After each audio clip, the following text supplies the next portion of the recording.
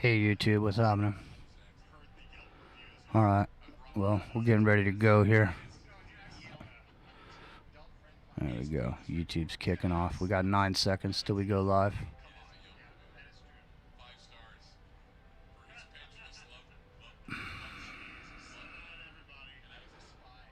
Alright, here we go. Here we go.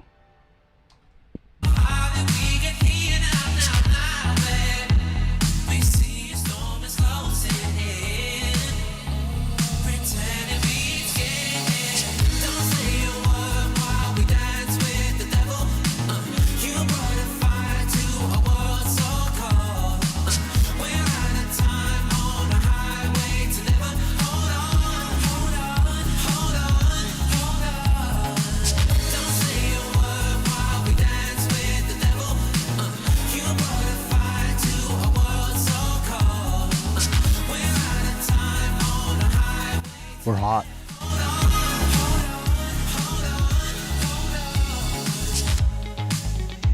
The mothership has landed. Pirate Radio. Welcome to the jungle. Ladies and gentlemen, live from the broken down, low-rent, sleazy, double greasy Pirate Radio Nut Hut Studios, it's time for the very first ever Southern... CPR Street Gang, this is all biting. Standing by, over. CPR Street Gang, this is all biting. Standing by, over. Right now, it's 12 o'clock, Americans, another day closer to victory. And for all of you out there on or behind the lines, clocks for now. Time's up. Wind is blowing cold and dark. On the road and no way out. Broken hearts, a smoking gun. On the run. On the run.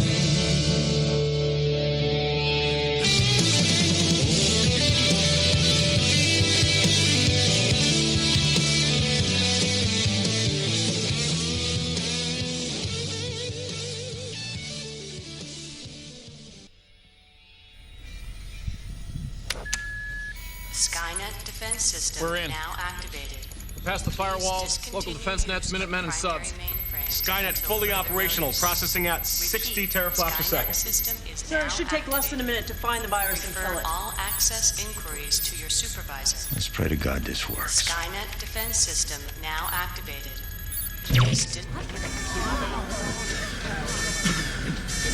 Power failure?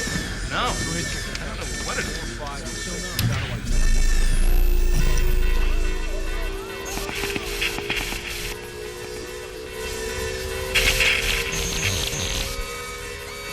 Tony, what the hell is going on? Daddy! Hey, what are you doing here?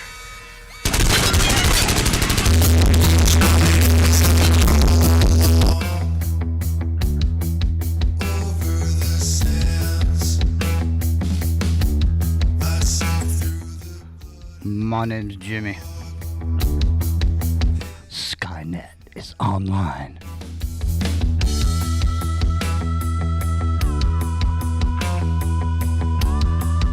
It's Wednesday night.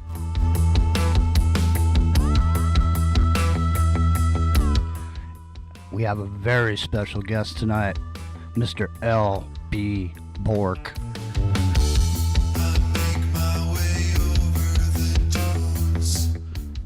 We're going to be talking about the law, man.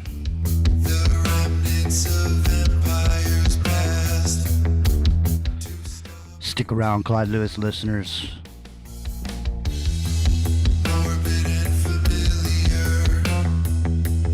Into the microcosm is on the air.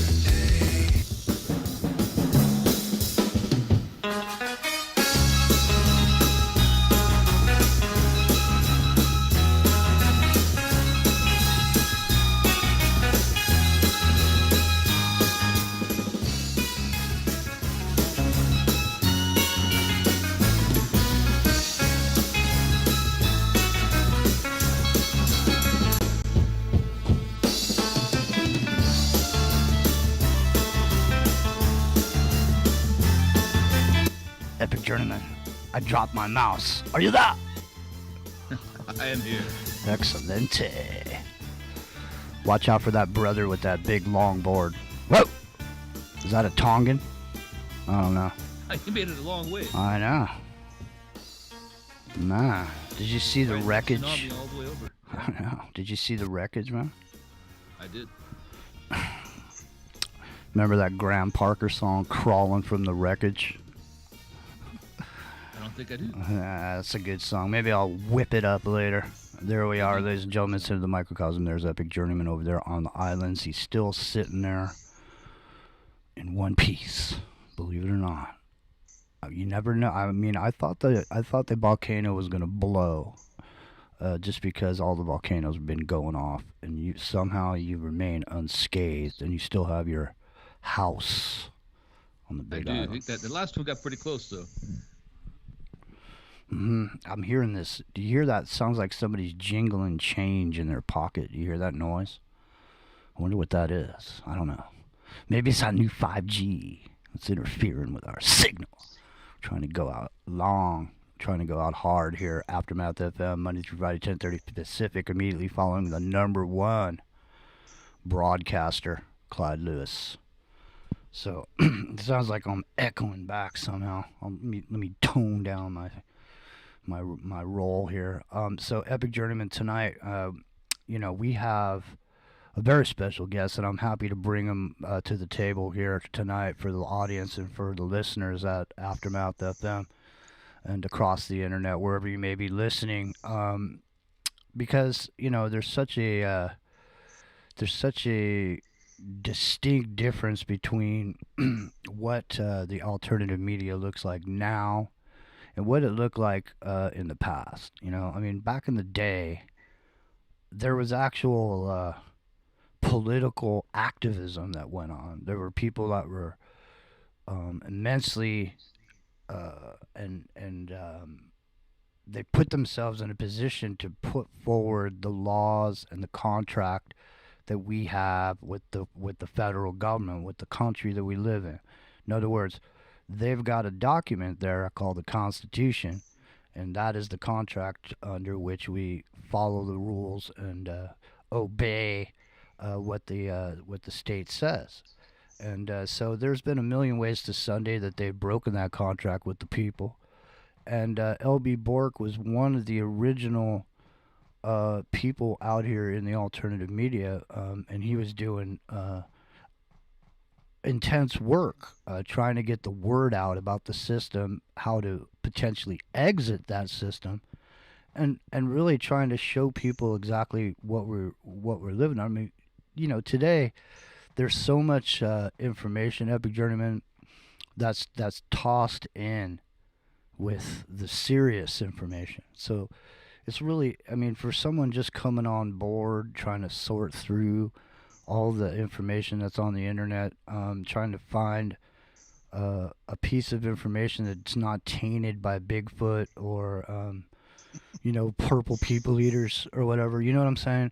I mean, because, when you remember back to the alternative media in the beginning of the Alex Jones show, before he started being a regular visitor to Coast AM and all this, he used to would never talk about anything related. I don't talk about space aliens. I don't talk about space aliens here, ladies and gentlemen. You know what I mean? It was like that. But, slowly but surely over the years, somehow, the Coast to Coast format made it on to the Alex Jones show, subsequently, clouding the well, so to speak. And the Q Patriot operation that happened did a lot to that same end, Epic Journeyman. So there's been a clouding of the well, poisoning of the well, as it were. So it's almost impossible at this point for people to really discern what's going on without doing an immense amount of their own research. And who has time for that, man? You got to pick up the kids, you got to take grandma to the doctors. The dog needs to go out, Epic Journeyman. You don't got time for blue chickens. Right? Exactly. Well, that's all you do have time for is blue chickens, because you can't wrap your head around what it's going to take to take responsibility for the situation and then do what you have to do politically to change that system. So our guest tonight, ladies and gentlemen, he wrote a book, and it's called The Red Amendment, if you want to take a look for it. L.B. Bork, The Red Amendment. It's got a website called packinlaw. What is it, LB? US. .us. So packinlaw.us. Welcome into the microcosm, LB Bork. Thanks for joining us, man. I appreciate you being here. Likewise, thank you. Excellent. Yeah, introduction. I mean, you're right about what you said. Totally on point. Well, it's been commandeered. The movement's been commandeered. Mm-hmm. Well, let's talk a little bit about your book, so people can get a feel for where we're going to be going tonight. So, you wrote your book. Tell everybody exactly what if you could, just give us a nutshell, like the nutshell of the book, so people can get an idea about it. LB. Yeah, a little bit about me. I started in the movement about 1993.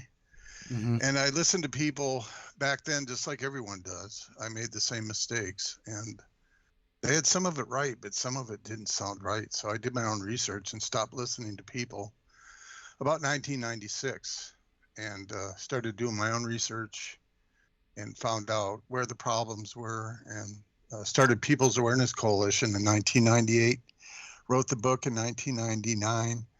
And speaking of Alex Jones, I think the Pack and Law website went up about the same time his website did. Mm-hmm. So we've been around as long as Jones has, but he's degraded, as you noted. Mm-hmm. So anyway, the book, The Red Amendment, has to do with the 14th Amendment. And a lot of people think Russia was the first communist country, but it was really America. Well, that's and the Red Amendment refers to the 14th Amendment of the United States Constitution. Well, let's talk about that a little bit. Expound on that. What do you mean by that exactly? Basically, red means, negative in bookkeeping. So one of the references is to, negative bookkeeping balance, which is perpetual debt that the United States has basically been into for 200 years, but it made sure that people stayed in debt so they could get taxed more and enslaved, as you kind of noted earlier. But red is a reference to socialism and communism. Mm-hmm. That's the color. And of course, it goes back to the Rothschilds' Red Shield, and similar things in the Bible. Red means corruption and other things. Mm-hmm. So it references that basically. Well, there is plenty of corruption to go around. I mean, it seems like it's almost like rats or cockroaches. Right. You can get rid of the ones you can see, but it's the ones you don't see that are the ones that are there after the 4-year term is up for whoever's president. So there's a whole infrastructure that's been built with these people that are in lifelong positions, administrative paper pushers inside the government, that continue to work for whoever it was they were working for, regardless of who the president is. Right. One thing I've been saying lately, and I've known for years, but President Grant, the first president after the Civil War, his 2 terms in office, he was in there 8 years, were filled with graft and corruption. That's a fact. You can look that up and read about it. Mm-hmm. My position is it never ended. No, it didn't. And the thing is the other thing is we were talking about last night, and I hope you can come in and explain some of this and why it's so, is that they didn't free the slaves, that they made everyone slaves to the civil law system that we find ourselves in here now. And I think everybody is clear that we are slaves. The only thing that's free about us right here in America is we get to choose which slave job we're going to have. Right. And depending on how much money we have, then we can go to the right school, and we can maybe perpetuate ourselves into a house manager position, where in our $500,000 McMansions, where we look over the lowly slaves, the field hands, or as it was. But so I think 80% of the population is living hand to mouth, if I know the stats correctly. Mm-hmm. Well, and there's only about 2% of the people that can live indefinitely without having an income, for lack of better words. But other people, there's like 10, 15% that might have a couple $1,000s sitting around to carry them on for a month or two. But other than that, everyone's hand to mouth. That's no way to live. No, and I think we're finding ourselves. The other thing that I brought up last night on the show was that when the wall came down, just like when the slaves were freed, everyone was made a slave, and when the wall came down, it wasn't that communists had been defeated, but that communists had been released from behind the wall, and allowed to roam freely. And found its way over to China, obviously, they've always been a communist country, but now they are more a communist capitalist model. And so really, communism hadn't been defeated. It just been retooled and reloaded over there with a bunch of money from American corporations that want to avoid the taxation and the industrial waste requirements that in order to manufacture here in the United States of America. So everybody was willing to go and invest in China and invest in the new communism, where you get to make money as a worker.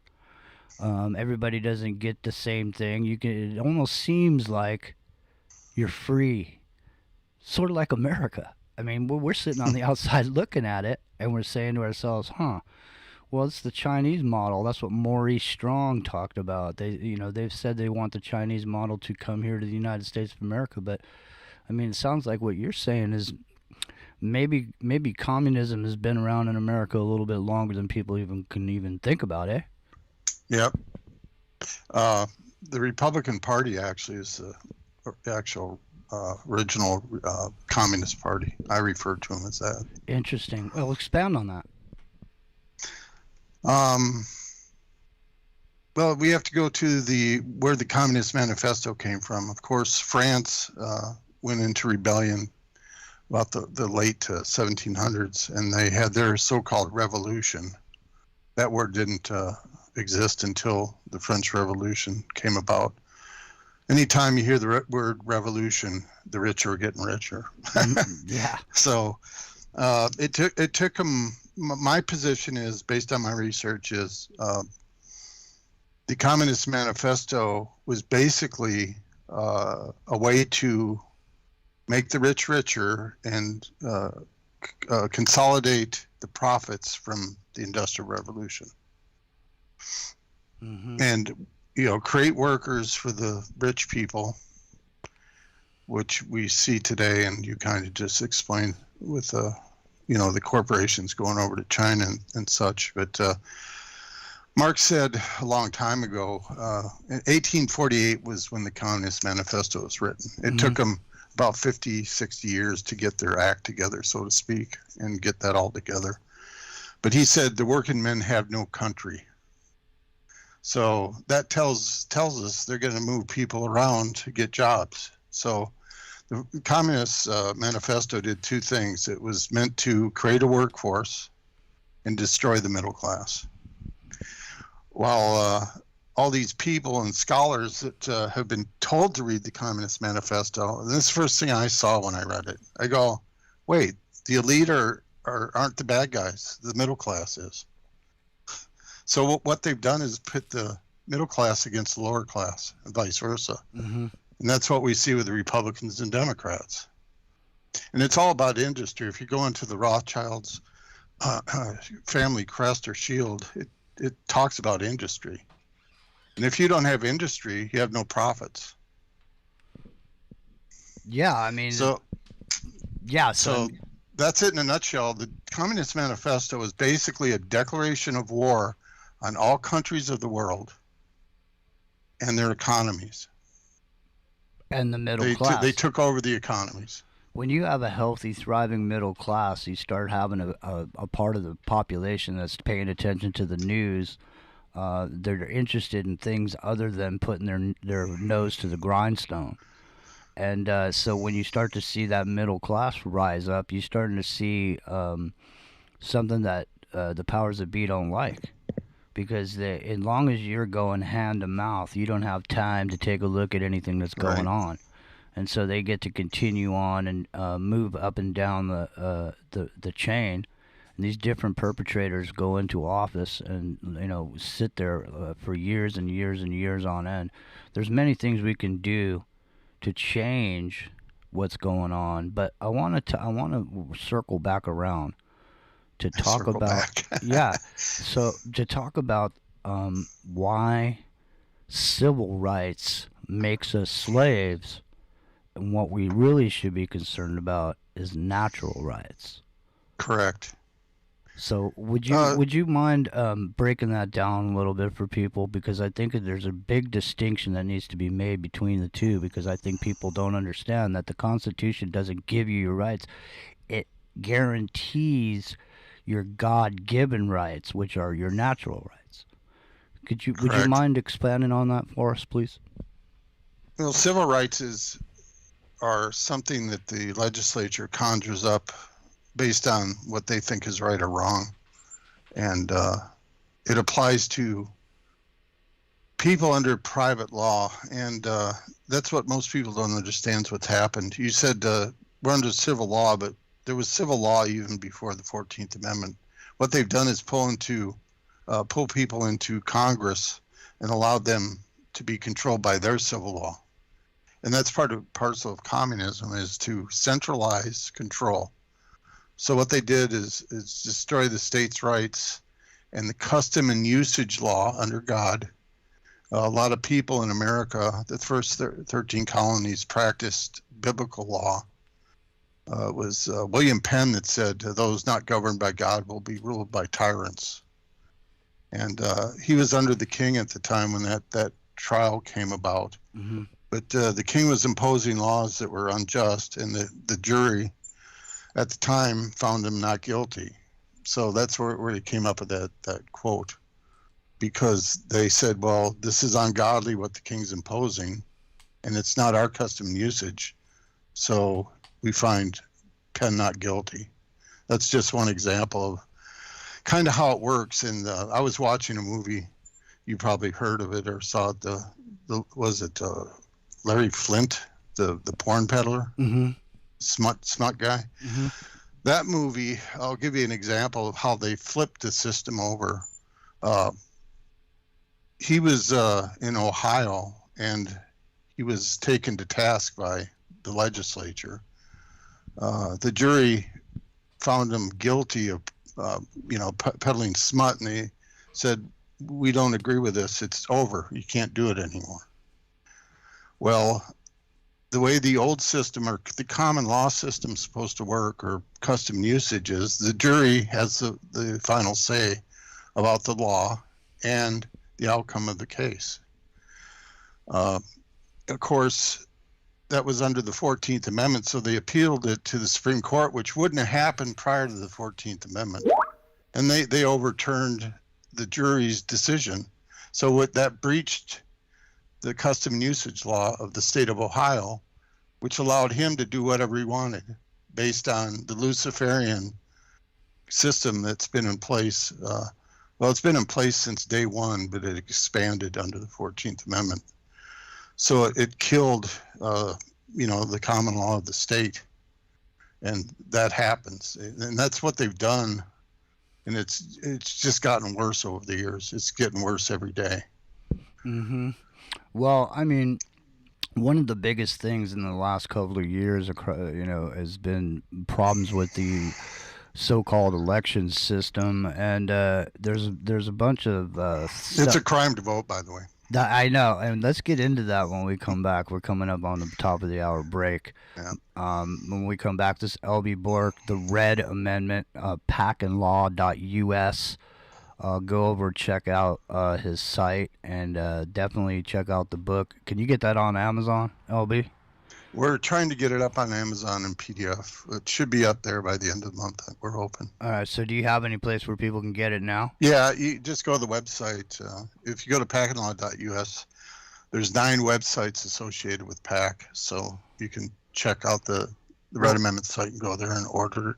Well, we got about 3 or 4 minutes left. Why don't you talk a little bit about PAC and Law and what your website's actually all about? Because you're trying to help people get educated in a lot of ways. Why don't you share a little bit about what the website's up to?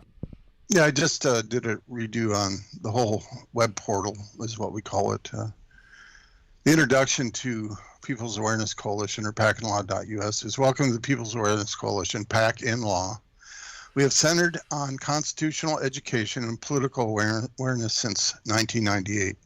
In law means living under the true common law and not being subject to the legal system of the insurgents, rebels of Reconstruction. That's the 14th Amendment system. All good Americans need to know that the red faction keeps you at the door of law. They keep you outside in the red vortex, so you remain in servitude to their whims as human capital. And that's what they did. We hopefully some of the listeners know about what this Klaus, Schwab? What's his name? Klaus Schwab. Yeah, Klaus Schwab. The World Economic Forum. He recently said, "You own nothing and be happy." That's communism. That is communism. Epic journeyman. And he's a capitalist. Getting back to what you were bringing up before about things moving around and whatever. The communists are the capitalists, and the capitalists are the communists. Well, I know It's all the same program. Epic journeyman, jump in here, man. So, you got any questions, or you want to? I see you met Larry Flint. I saw you were saying in the chat room. Yeah. I was putting that in the chat there. I mentioned it before on the show. I was playing nickel. I wasn't playing nickel keno. I was playing quarter keno at the Rio Hotel, and Larry Flint came and sat down next playing the nickel keno machines like a bank, right, by himself. Starts talking, "Hey, how's it going there?" You know, he has kind of funny voice, and I didn't know who he was at first, and I started looking at him like, I think I know that guy. Where did I see him before? And it wasn't Woody Harrelson. No, it was really him. But there's 2 hot girls come and sit next to him, and he introduces himself. And while I'm talking to him, not looking what I'm doing, I was dropping a quarter at a time in the machine, playing solid 9s on a keno machine, and I hit $2,500 on a single quarter. I was about to leave Vegas, man, and I won that and ended up putting a down payment on a truck. Let me say, it's a memorable day for me. Was Larry Flint in his wheelchair at that time? Or yeah, was it was his wheelchair. He was? Yeah, so they had these combination machines. They were nickel machines. He was playing keno on that. There's like 4 of them together. They're low profiles. Because, just he rolls his wheelchair up there. And these girls came over, sat next to him, grabbed him by the shoulder and stuff. Yeah. Pretty amazing looking women, actually. I'm sure sure why are these hot girls hanging with this guy in the wheelchair, It reminds me of that movie Things to Do in Denver When You're Dead, and the Christopher Walken character and his nurses. They were super hot with short skirts. All right, ladies and gentlemen, we will be right back. It's Aftermath FM.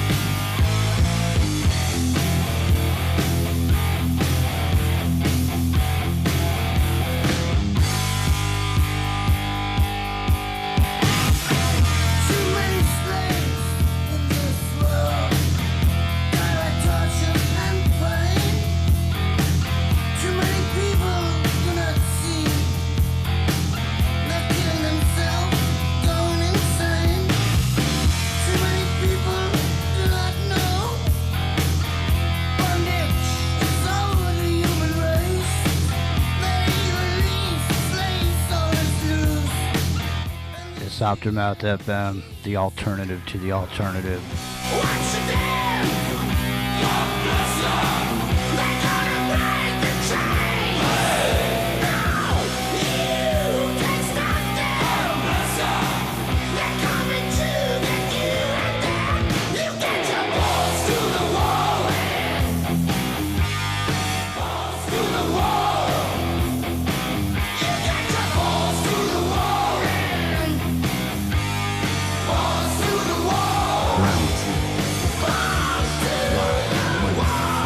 7 p.m. Pacific. But what happens when you miss an episode? Aftermath.fm is the official free streaming network of Ground Zero, featuring some of the top voices in paranormal and parapolitical radio and podcasts, such as The Leo Zagami Show, Into the Microcosm with Jimmy Jean, The Secret Teachings with Ryan Gable, The Kev Baker Show, The Infinite Fringe with Billy Ray Valentine, and much, much more. What are you waiting for? Head on over to Aftermath.fm right now and get complete on-demand access to the Ground Zero archives, as well as the works of a dozen other hosts. Sign up right now and get complete access to our study groups, videos, and document archives, and connect with other listeners on our private social media network. Aftermath.fm, home of quality counterculture talk radio. Aftermath.fm. Extend your life with Extendovite. After about a month of Extendovite, I don't know what it is about the circulation factor. I was able to increase the weight, increase the amount of sets I could do. It has to do with the oxygen getting to the blood. You should market this as an athletic performance. And I don't change anything about my diet or anything. I just thought, this is amazing. Bilberry extract is got something called resveratrol in it, which is the same stuff that you get from red wine. It's also good for eyesight. And I was reading that the Royal Air Force during World War II would give their pilots bilberry jam so they could have better night vision stuff. This is amazing. To order, call 1-877-928-8822. That's 1-877-928-8822. Or visit our website at heartdrop.com. Extend your life with Extendovite. It's Aftermath FM, 10:30 Pacific, Monday through Friday. You'll find us immediately following Clyde Lewis and Ground Zero team. My sleep at night, making myself crazy. Out of my mind, out of my mind. Wrote it down and read it out, hoping it would save me. Too many times, my love, he makes it feel like nobody else. But my love, he doesn't love me, so I tell myself, one, don't pick up the phone, you know he's only calling cause he's drunk and alone. Two, don't let him in, you have to kick him out again. Three, don't be his friend, you know you're gonna wake up in his bed in the morning. And if you're under him, you ain't getting over him. I got no rules, I count him. Epic Journeyman. Hola. I'm here. Excellent. Well, come on in here, man. I've been giving you a break for the last 30 minutes, and I know you've been sitting there. You got questions and you got things you want to bring to the table. Now, one of the things you brought up before the show was the representatives. Did you want to get into some of that with our guest LB Bork? The Red Amendment. You can find that at packinlaw.us if you're interested in getting over there and checking it out. Epic Journeyman, come on in here and get in here with LB Bork. There's a couple things with the Constitution and the amendments that I'm interested in. One of them is the First Amendment, the original First Amendment that never got approved, was about representatives being 1 per 40,000 for Congress. There's actually a little less before when it started, right? Like 30,000. They upped it to 40,000 and settled on that. And it's just never, all these years since it was originally brought up in 1789 or whenever it was, been approved. And it just makes such a difference. If Congress had that many representatives who represented at that level, there'd be no such thing as gerrymandering and, all these people having this undue power that they have right now because the Founding Fathers never intended it to be this way. Yeah, back to freedom of speech is they twisted that around. Originally, the First Amendment was to allow the press not to get hammered by the government for talking out against the government. And they've turned it around, like the Larry Flint case, for example, of people's free speech, which the intent of the First Amendment was never about that. So that's some of the perversion that's happened under the 14th Amendment system. And with that, I didn't mean to interrupt anything you had, but in line with something that happened today and has been going on a while. I don't know if you've heard of Yuri Bezmenov. We were just talking about him last night. Yeah. Yuri. Really? Okay. Yeah, he's a quite a frequent visitor on Into the Microcosm over the past, I don't know, 7 years or so. I always mess up his name. We've been talking about him for years, and every time Yuri, what's his name? That Brezmenov guy. He's supposedly a defector from Russia, but for whatever reason, it doesn't matter if he's a good guy or bad guy. He spoke the truth in regard to the 4 steps of takeover, which they've been doing. Our friend John, let me backtrack here. John Breeson has talked about the Fabian socialism, and that's not what I measure, socialism by. I measure communism by is what's in the Communist Manifesto. I have a joke that, for example, Homer Simpson says, the government didn't say we're communists, so we're not. Well, it doesn't matter what they say. You have to watch what they do. Don't listen to what they say. Just because they say we're not communists doesn't mean it's true, is what I'm getting at. No. But all the planks of the Communist Manifesto are applied in America, so that means we're communist. But go ahead. We were the original target. It wasn't Russia at the time. If not for Smedley Butler, we would be the first communist country originally. I mean, that takeover, was intended to oust Roosevelt and start it here. That's what always kind of appeared. That was already done. One of the last things in the Communist Manifesto is it's done by war. The Civil War was how they installed it. And what I'm saying about what John has brought to light is the socialism part of it has been done slowly. It took them about 100 years to get all the planks instituted, but they did that. The Department of Education was visited back then. Matter of fact, Lincoln instituted the Department of Agriculture, which is the sickle of communism, in 1862, I believe it was. And the Department of Education was visited, but they really didn't get it instituted in its full effect till about the 1960s. So this is the Fabian socialist part of them slowly implementing. Like, for example, this central bank wasn't instituted until 1913 under the Federal Reserve Act. So my book's about the Civil War being the foundation for the start of it. And it was starting way before that. If you go back and look at some of the state constitutions and what happened, it happened right around the same time the Communist Manifesto was released. And there was some criminal actions against Marx and some other people over in Europe. They were held for sedition against the states, and they came over here as the 1848ers. And they landed, a lot of them landed in Wisconsin. Wisconsin is actually the first communist state, in my estimation. New York is bad, but a lot of these 48ers came and settled in Wisconsin. So it's interesting and important to make a distinction about what the Civil War was really about, because most Americans would say, if you asked what the Civil War was about, I would say I'm gonna be conservative, and I'm gonna say 7 out of 10 people would say the Civil War was about slavery. Well, that's the narrative, right? But Northern liberals were coming in and wanted to get their taxation out of these hides. There was too much money being made, and they needed their money, and so a lot of it had to do with taxation, did it not?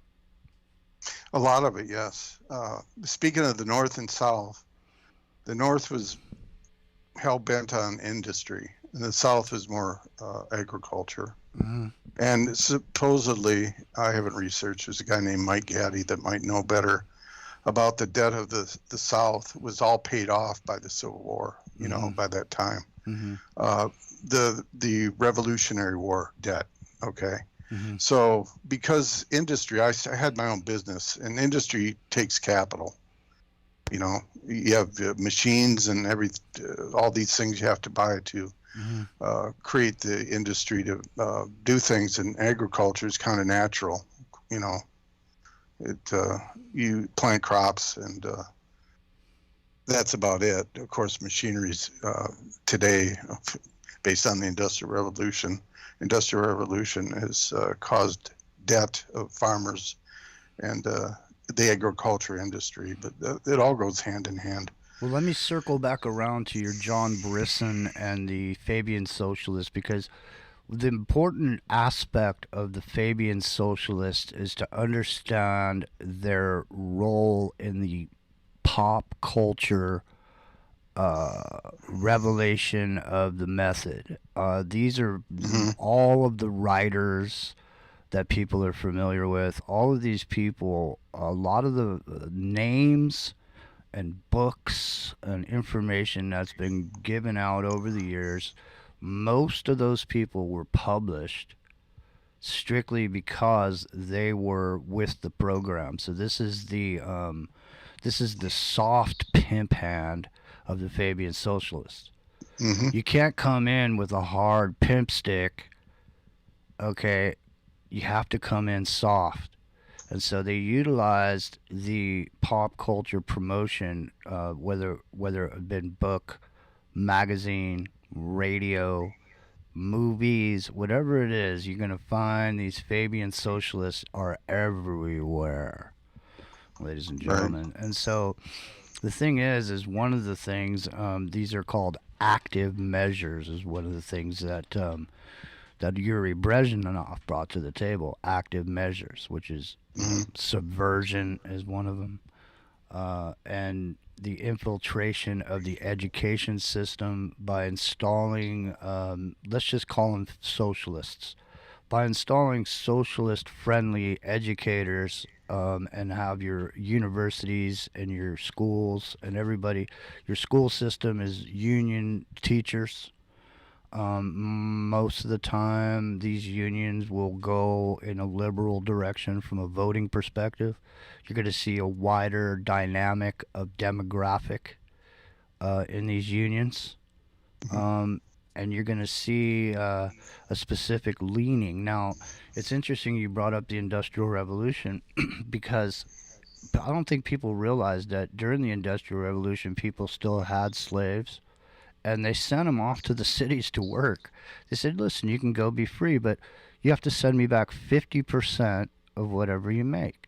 And so slaves went to the cities, and the only places they can go live on that kind of money were these dilapidated buildings. And so these... the other side of the tracks. Yeah, so these ghettos of workers who couldn't afford to live in an upscale way developed. And so through the whole United States system that we see here, all these years, these liberals have been pilfering billions and at this point I would be willing to say trillions of dollars have been allocated to help these areas come out of their poverty, and those areas are still in the exact same poverty they've always been in. It's all in Michael Moore's house. Yeah. So the thing is, we're still getting taxed 50%. We're on. I mean, this is the company store model developed after the Great Depression, where you could go pick the fruit and live in the little house that they provide you and buy your groceries on credit at the store. This is what you were saying earlier, which is you're in the red, constantly in debt. If you're constantly in debt, you are a slave on a rat wheel going to a job you hate all your life until you get to retire. Exactly. This is all planned. Anyway, back to Brezhnev. He had 4 steps that took place: demoralization, destabilization, crisis, and normalization. Joe Biden said today, you've heard probably him say, the new normal. It's that right there. So the COVID virus is causing the crisis, the main crisis right now. And like I said, all the planks of the Communist Manifesto have been applied in America for 50 years. They took us off the gold standard in 71. And the last 50 years has just been it's a false reality. Everything's been debt, and now we're going into hyperinflation. So that's part of the crisis also. So they caused this crisis so they could do the final stages for their Great Reset. And I made mention in my book about the Great Depression. Mm-hmm. And I said, it's only great for the bankers and the elite. That's who it's great for. So the same thing's going to happen on a worldwide basis with this Great Reset. Mm-hmm. It's going to be just another nightmare. And I've said, too, that if it wasn't for credit, we'd be worse off now than we were during the Depression. People were selling their children during the Depression. Well, I think the Depression's on its way here because, I mean, there's something coming that just changed the year here. Coming into this new year, there's something called Basel III, where countries have to divulge their derivative exposure. Mm-hmm. And I think there's a lot of reasons why many people don't want that to happen. And the thing is to get rid of all that derivative in some sort of a crash, and then to come back with the new digital existence. Now, stepping into the smart cities with your, COVID pass type ID, this type of thing. That seems to be, the on the table in the near term future. But of course it is, right? But I mean, in the meantime, though, there's a whole couple generations of people that have been softened. The heads, true. The soft heads of Americans have been penetrated. Just like when Yuri Brezhnev says, Stalin said, "When the tanks roll into Poland, the situation will be normalized." Right. And so, the situation is trying to be normalized here. They're trying to institute this. I mean, do we even have? Let me ask you a question, Epic Journeyman and LB Bork. Do we even have a constitution? I mean, if you look at the ACLU website and you look at the constitutional free zones, and you see 100 miles in from every border and every coastline, and you see a 50-mile ring drawn around international airports, where the Constitution of the United States is not the law, it does not apply. It's the UCC code, and when you look at that and you see the majority of people living by the coast, how many people are even living in a constitutional zone at this point? No one is. That's what my book's about. They usurped the Constitution with the 14th Amendment. All right, well, let's drop the hammer, man. I mean, tell me about it. Tell me how it happened, man. Tell me how the 14th Amendment did that. Well, you were talking about it enslaved everyone. I think that's just a common narrative that people have heard, but literally it's correct. The 13th Amendment said there will be no voluntary servitude. But then the 14th Amendment turns around and enslaves everyone. And how they did it is the Civil War was unlawful. The United States or Lincoln, whoever, he did some things right because they killed him. It had to do with the greenbacks, I believe. It was in competition with the bankers system they wanted to put in place. But anyway, the 14th Amendment, they usurped or basically overthrew the southern states, but they still had to take care of the northern states. So what they did is they kept up with the Reconstruction Acts, and they called the Southerners rebels, but the Supreme Court or the courts determined later that that was a lie. It's that narrative that they pushed, and they still push it today, same as the narrative of freeing the slaves, like you mentioned, Jimmy. And that's bullshit too. Everything's just a lie. People have heard that Victor writes the history, right? And that's exactly what's happened. Mm-hmm. But how they usurped the northern states is they used similar language to the Reconstruction Acts, but it's different. in the 14th Amendment, Section 2, it actually says it's a crime to vote. And the language is, the right to vote is denied except for participation in rebellion or other crime. So they turn people into voting's a crime based on, it's got a duality. You can't vote in this new system if you have a felony. Everyone knows that, right? You're a prisoner, you can't vote. Right. That's part of the other crime. But you can't vote also on the side of the usurpation is unless you participate in rebellion. And if you look at Plank 4 of the Communist Manifesto, they take property from rebels.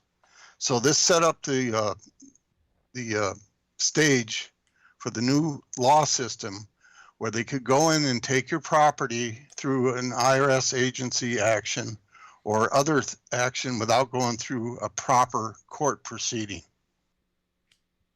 So they're taking money away, or properties away from the rebels, which are the voters and the people that are aligned with them. It's like, okay, you didn't rob the bank, vote, but you're driving the car. Mm-hmm. Because you're part of that citizenship that Section 1 of the 14th Amendment creates. So everyone's deemed a criminal and enslaved by that because they don't say anything and they participate in this system. So this is so evil. If everyone knew about this, we could fight everything that's happened the last 150 years. I know, that's why I wanted to have you on, because you're one of the few people that actually wrote a book that shows people and tells people about what they can do to help themselves, no? Right. An epic but people don't. What they've done with me is put out disinformation to cover up what I wrote about 20 years ago.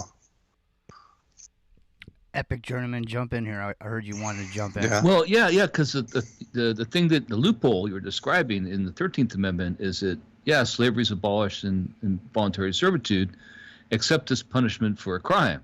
Right. So if you're in prison or you've been sentenced to whatever, then obviously people think of it that way, but it depends on what you define a crime is. So if you're being punished for committing a crime, whatever that crime is, you are therefore allowed to be a slave or in a state of involuntary servitude. Correct. So changing any kind of the smallest law that you can break and be punished for, right, is a loophole that can make you a slave legally right. a slave. Right. Right. And if you read enough case law, they refer to prisoners as slaves. That's how they make them do their license plates and whatever cheap labor they get out of the prisons. What was that movie that dealt with that? I don't There's know. a movie from the 60s that dealt with that. Now, I'm not thinking of the one Cool with, Hand Luke? It might have been, yeah. The prison warden was caught I know what you're talking about. mistreating prisoners. Well, he was selling them out as labor out into the community is what he was doing. Right. So he was. But they are slaves. But he was doing it for personal gain. Yeah. Well, the prisoners are property of the state. That's right.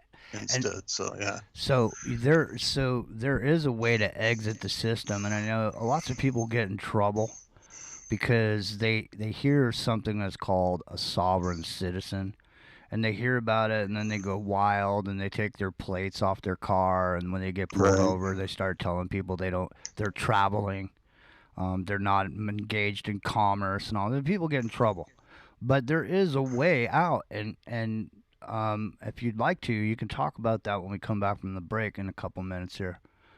Sure. So, Epic Journeyman, jump back in here now, because I know you wanted to jump in. I heard you there.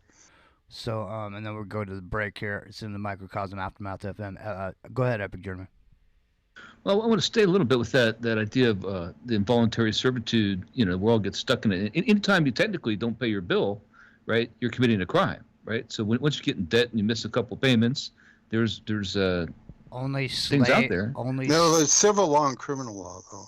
Right. Only slaves vote is what he's saying. He's saying I heard that. Vote, to vote is a crime. So only slaves are voting. Every time you vote, you're committing a crime, and when you commit that crime, you're thereby enslaving yourself. Yeah, they set people up with this clause in the 14th Amendment. It's a setup, and it's totally unconscionable. So how does that apply to corporations that are running the private prisons now? So that's the 14th Amendment. Justice Black said, I think it was so many years after the 14th Amendment was instituted, there's just a fraction of a percent of cases that came to the Supreme Court to protect blacks' rights. Most of them were to protect corporations' rights under the Section 1 person language.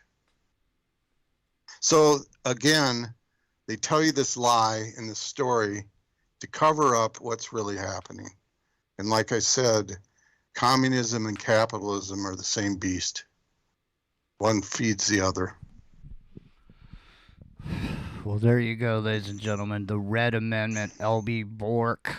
When we come back, maybe he's going to share a little bit of what. Now, let me ask you this question, and if you don't mind, have you exited the system based on your research? Oh yeah. It's called correction of nationality, is what I call it, and there's laws to provide for it. Badass. All they keep people in the system by disinformation and fear. Let me ask you now, I've heard a conspiracy theory, and I've never asked anybody who potentially might know. So let me ask you, when a person is born, I've heard rumor that there's a document that the parent is supposed to sign within a certain period of time, and if they don't sign it, that you become property of the state. Have you heard this? And is it? I haven't heard that. The birth certificate, which people say is a bad thing, but the only reason it's a bad thing is because it's issued by the de facto state. But otherwise, it's a good thing because it shows your birth right to the country that you're born in, which would be each of the states. Interesting. Okay, listen. It's in the microcosm. It's L.B. Bork, the Red Amendment. We'll be right back, ladies and gentlemen. Stick around. Maybe there's a way out.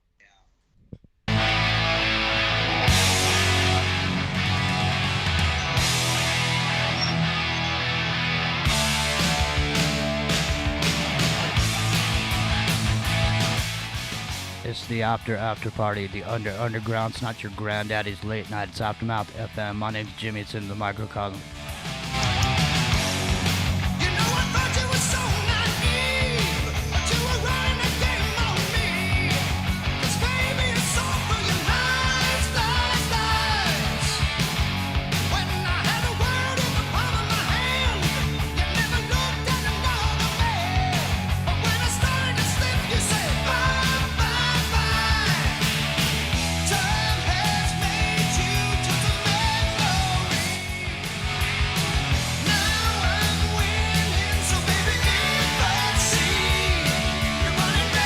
Ground Zero with Clyde Lewis. Live Monday through Friday, 7 p.m. Pacific.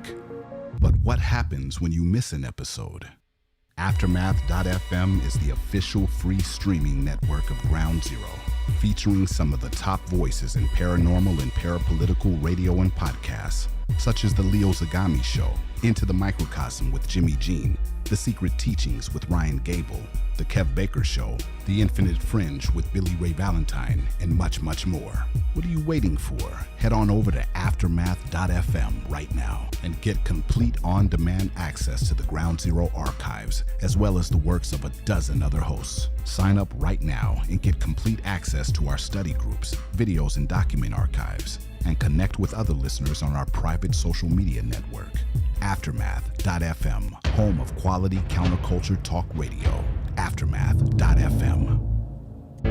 Don't regret growing old. It's a privilege denied to many. Heart disease is taking our youth from us. Young people in their 30s, 40s, 50s, and beyond are dying needlessly. One of the hardest messages I've ever had to deliver is to convince people that something natural like Extendivite should be taken as a preventative measure. I'm sure you heard an ounce of prevention is worth a pound of cure. Extendivite is that ounce. Take Extendivite for 1 year and see what your doctor has to say and how much better you feel. Herbs take time to address the problem. It took years of life to have a problem. Give Extendivite 1 year to fix the problem. Don't wait until it's too late. Call 1-877-928-8822 or visit heartdrop.com or visit us on Amazon. Extend your life with Extendovite. Monday through Friday, 10:30 Pacific, right here.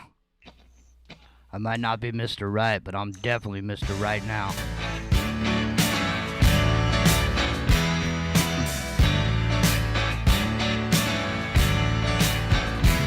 Aftermath FM in stereo. I went home with the waitress, the way I always do. How was I to know she was with the Russians too?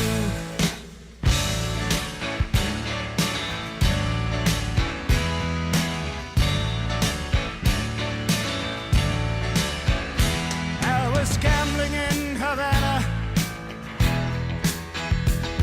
I took a little risk.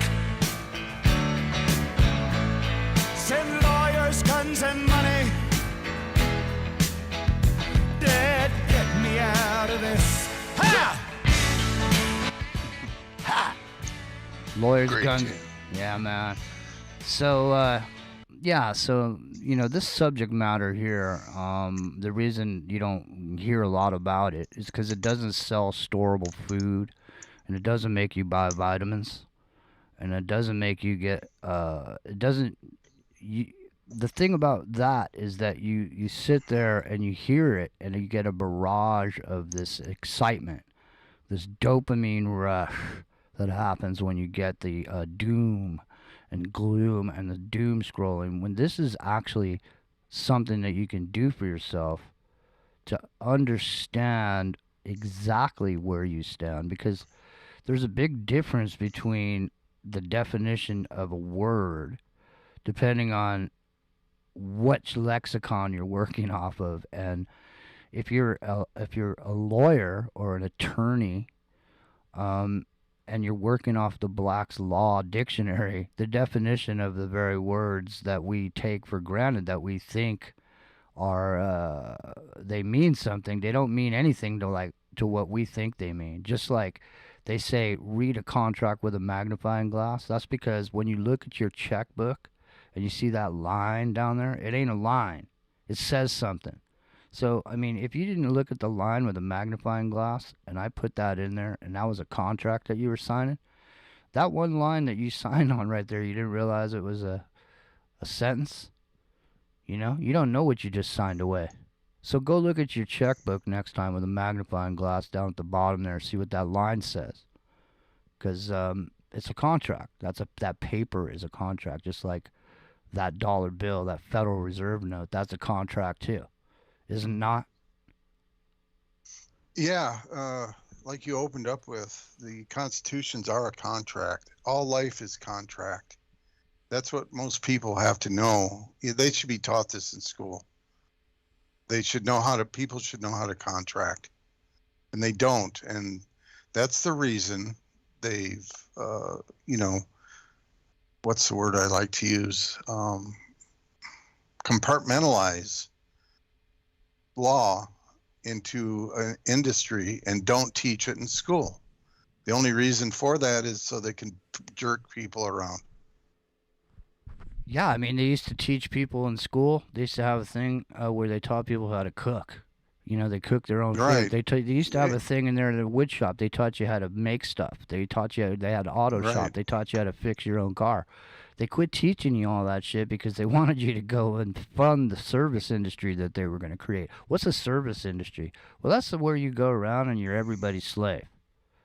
You know, hey, man, come and wash my car. Hey, man, come and clean my house. Hey, man, why don't you go over here and do my yard work? Hey, bro, why don't you fetch out there and get me something to eat? Hey, man, we're slaves to slaves to slaves to slaves, and there's a pecking order to that slavery. I call America the land of the free, home of the slave.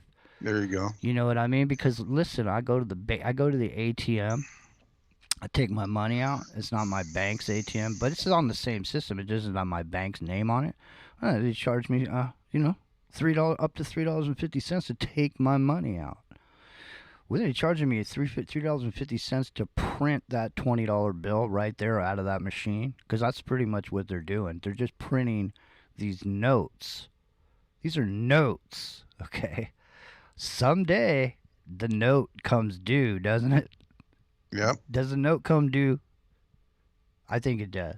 Well, listen, everybody's on the edge of their seat. Is there a way out, LB? And if there is, can you bullet point it for us and just sort of let us know? And if we can find that information in your book, packandlaw.us is where you're going to find the link to get LB's book. Go ahead.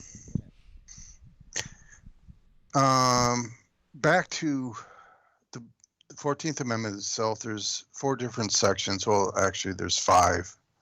The 5th one says that Congress can force legislation to make it work. But like we've talked about, they've tricked people into participating, which in my opinion and belief is everything that's happened the last 150 years is void. So any debt that's accumulated is void. And it actually, in my reading of the 4th section of 14th Amendment, says it is void. But if no one contests it and keeps playing the game, playing in their sandbox, it stands. And I'm afraid with what's going on with this Great Reset that it's going to become you're not going to be able to do anything about it unless it happens very quickly. And that's why I get upset at people. The people that have read my book over the years, there's been thousands and thousands of people that have, found interest in PAC, but they're gone. They're hiding under their tables or whatever they're doing now. Mm-hmm. They're not helping. See that website again. There's people asking in the chat. Sorry to interrupt you, but there's people been asking about your where your website is. They're looking for you. So you mentioned PAC something at the beginning of the show. It's PAC PACinlaw.us. PACinlaw.us. Yeah, if you put that in Google, we're even getting a good rating. DuckDuckGo shows a bunch of good stuff. Yeah, it's fantastic. I've written tons of articles aside the book. It's fantastic. And some people say the articles are better, and they are in the sense that they're more detailed on different things like the term citizen. You finally got sick of people using liberty and freedom interchangeably. They're totally 2 different words. And liberty is a bad word, actually. It means civil. It refers to civil law. So that's another trick they've used to sucker people in. And that word's been used since, the founding of the United States under the Constitution, or, before then. All right, so come back. It's trickery. Come back around over here. You're about to get into the 14th Amendment and you're going to bullet point out some of the high points of how it's possible for people to potentially exit the system. What they did is create an act a day before the 14th Amendment was put on the books. And it wasn't done lawfully because the states didn't ratify it. And that makes another reason it's all voluntary, because it wasn't not only lawfully ratified because of the force on the southern states. That wasn't lawful. The United States had no authority to do what they did. Mm-hmm. It was not passed by all the states. So therefore, according to the contract, the Constitution, it doesn't exist. The only way it can exist is the people that are participating under it. So it's private law. But the day before they put the thing in place, they created a thing called People's Rights in the American States, or something like that. I can't, I don't know the exact words, but it had to do with expatriating, removing yourself from the body politic. And it's kind of covert, but the section said that the states can't deny you the right to get out of the system. So it is unlawful, but the whole point is they didn't act in good faith and let people know about it. For example, when you go down to register, they don't have a notice up there saying, oh, by the way, you're committing the crime of rebellion against the lawful constitutional state, and you're participating in an alternate state that's created under Article 4 of the Constitution, and we're going to make you a slave. They don't give you that notice. So that makes it deceptive and fraud. So that's why I'm saying everything that they've done is basically questionable and it could be destroyed. I'm of the opinion any money that's been made, especially since 1971, should be taken away from these millionaires and given back to the states. Any, so-called, it represents debt, but they're getting rich off fruit from the poisonous tree. Mm-hmm. So, but unless people know this and protest it and say something about it, they're going to get away with it. All this crap that's going on. Biden today, every time his mouth open, he's lying. Well, the other thing is that the information that you have to put forward and the way that you can be politically activated by the information is most of the alternative media had to start talking about Bigfoot and purple people eaters because they were getting thrown off of YouTube. The only safe space there is on the internet anymore is in the paranormal area, because then you can say whatever you want and you don't put yourself in a position that has any effect on the system. But we had a YouTube channel and they stripped everything out of it. Listen, on January 6th, I did a broadcast for 5 hours. And on the broadcast, I was on there. John Wayne was on there. A bunch of people from Rev Radio were on there. There was literally 6 people on the call. I had 8 cameras across Washington, D.C. I had the feed coming in. I had put that up on my screen, and we watched the whole thing and commented on it. And YouTube stripped it off my channel.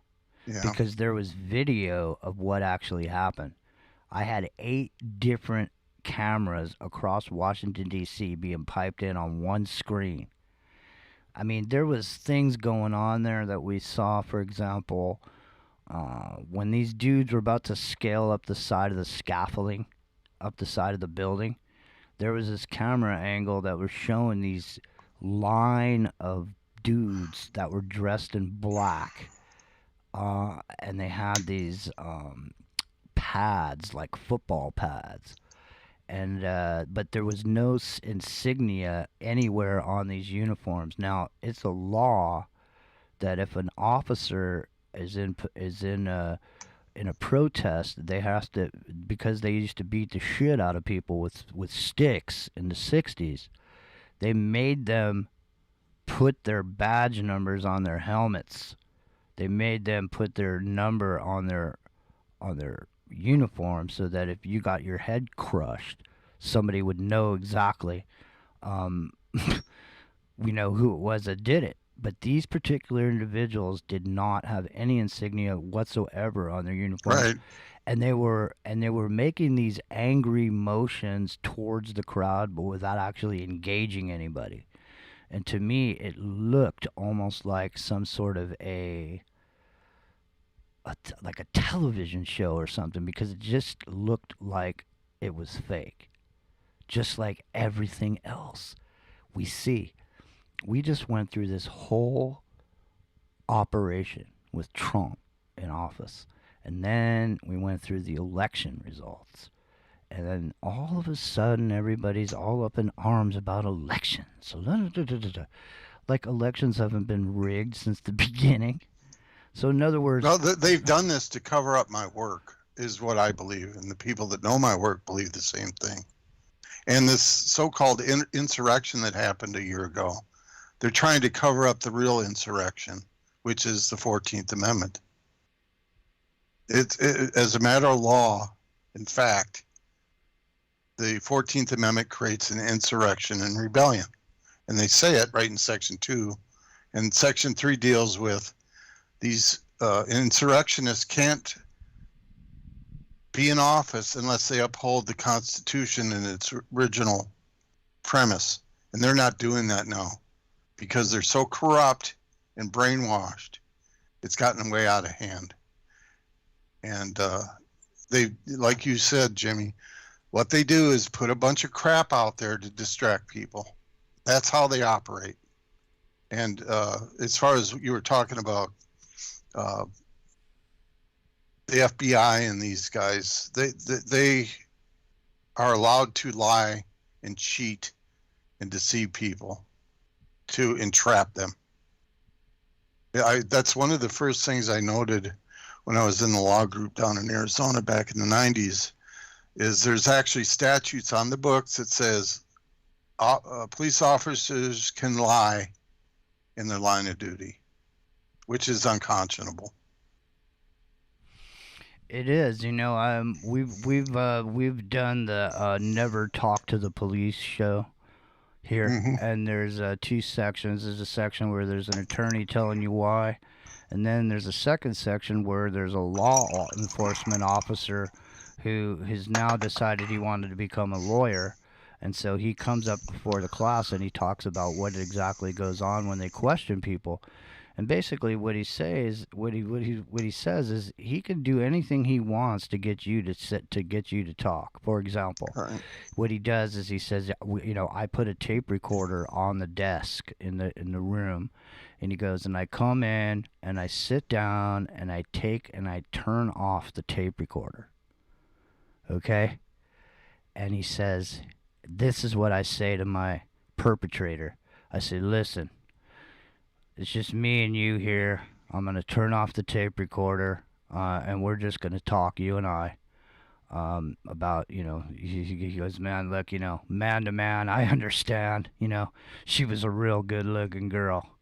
I understand where you're coming from. And he gets this guy to talk. Meanwhile, this guy's thinking, because of the presentation, he's thinking the tape recorder's off, but there's obviously microphones and cameras all over this interviewing room, and anything you say can and will be used against you in a court of law, ladies and gentlemen.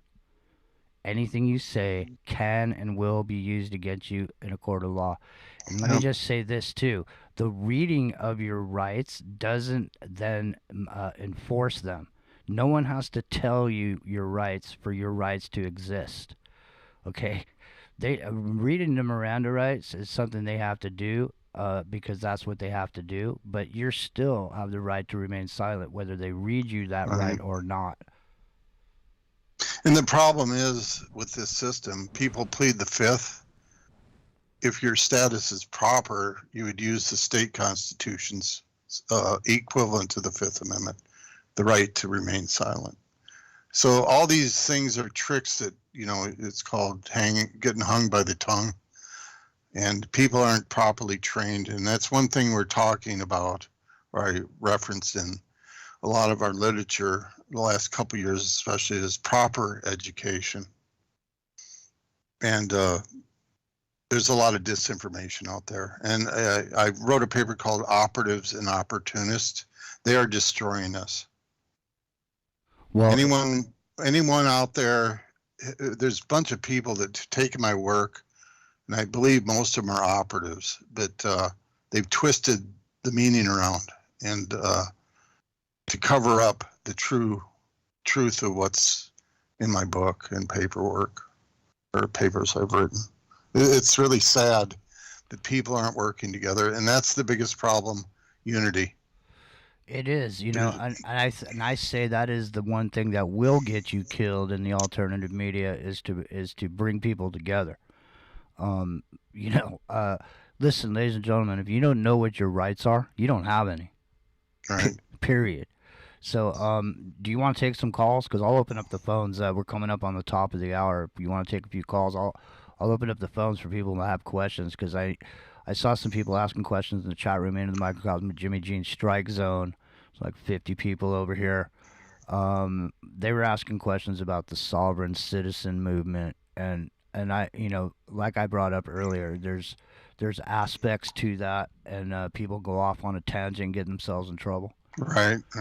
That's true. And I believe the sovereign citizen thing is disinformation, intentional planted disinformation. I think you're 100% correct. Do you remember do you remember when there was a police film that had gotten out when Ron Paul was running for president, and they said one of the things that you could tell if someone was an extremist is if they had a Ron Paul sticker on the back of their car, or if they quoted the Constitution or said they were sovereign. that meant you were about to get a beating from that cop to make sure you didn't pull any fast moves. I have a story in regard to that. Go ahead.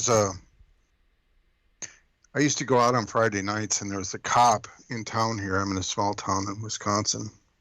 It's kind of funny. I wrote my book. I live in the town that a lot of lead was mined to kill the Civil War soldiers. And my book was written in this town. It's kind of like poetic justice, maybe. I didn't plan it that way. It just happened. But anyway, the cop in town here, I gave my book to. And that's kind of funny. He's one of these Christian people. And there's a story there, but I'm just going to go with the story he told my cousin and myself one night. During his break, he used to play guitar at the local bar I went to. But he told us about this seminar that the Southern Poverty Law Center put on, which is connected with the ADL, which is all bad. They're all bad people. They're part of the communist takeover. But he went to the seminar, and he and his, some of his sergeant, he was a sergeant, and some of his buddies said, they were telling us that anyone that, mentions the Constitution's a bad person, just like you said, Jimmy. And we said to ourselves, we took an oath to uphold it. What the hell's that about?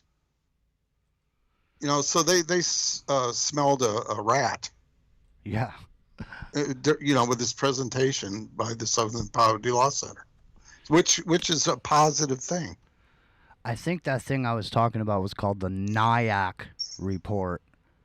The NIAC report is what that thing was. And it was a training film for law enforcement officers at this particular time. That was an important moment in time for the alternative media, too, because the Ron Paul movement was the last time people, and honestly, I think a lot of people got their heart broken when Ron Paul rolled over, man. Yeah. And, hey, I hate to say it, man. I hate to say it, but listen, ladies and gentlemen, an oath to a brotherhood, and that brotherhood means more than any other thing. It means more than a law in a country. And let me just say, when you talk about sovereign territory, the Masonic Lodge is a sovereign territory. It's a country unto itself in America and in any country it's in, because they are travelers and they have to have territory in all the places that they travel to. There's nothing wrong with that. Okay. Well, what the point is that you're a sovereign human being on the face of the earth. You're born with certain natural rights. For example, no one has the right to tell you whether or not you're allowed to protect yourself if your life is threatened, if someone's trying to kill you.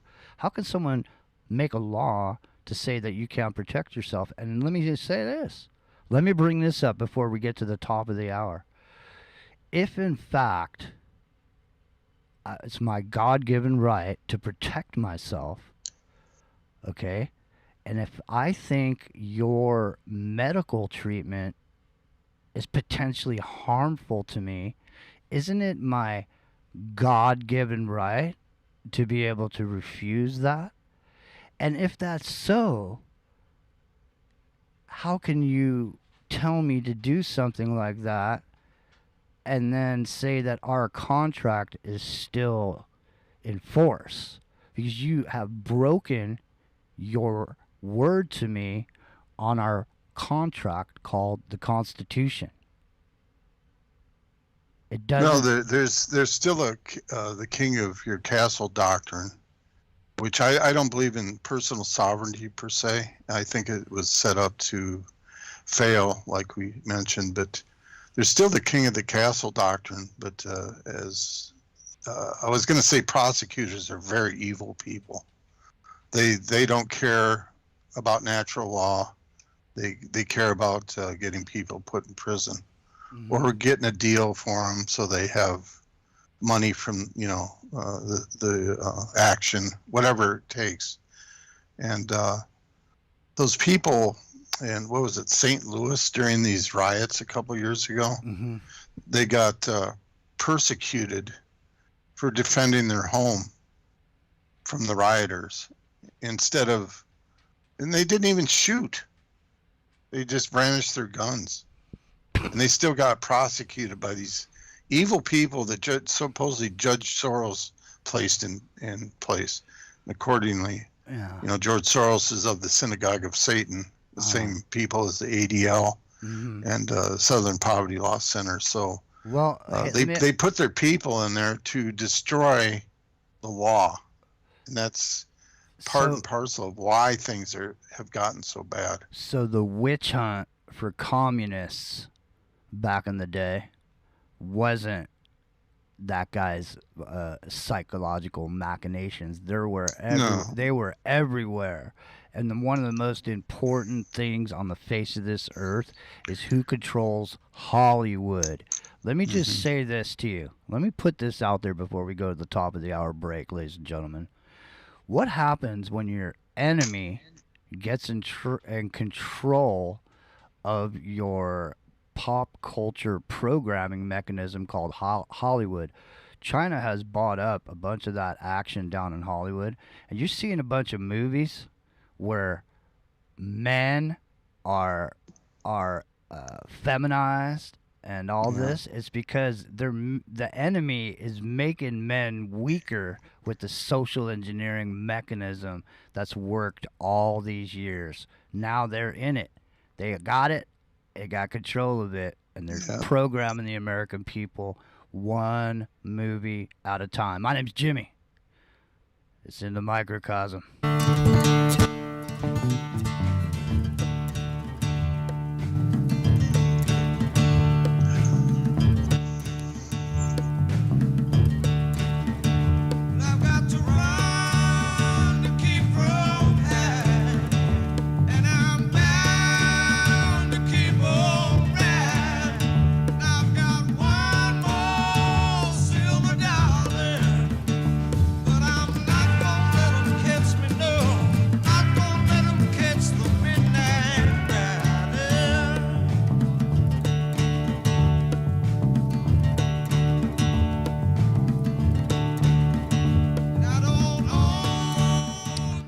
Anything you say can and will be used against you.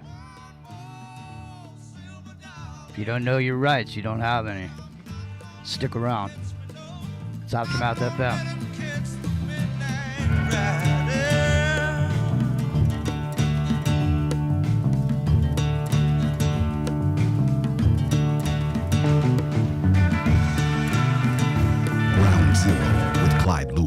Live Monday through Friday, 7 p.m. Pacific. But what happens when you miss an episode?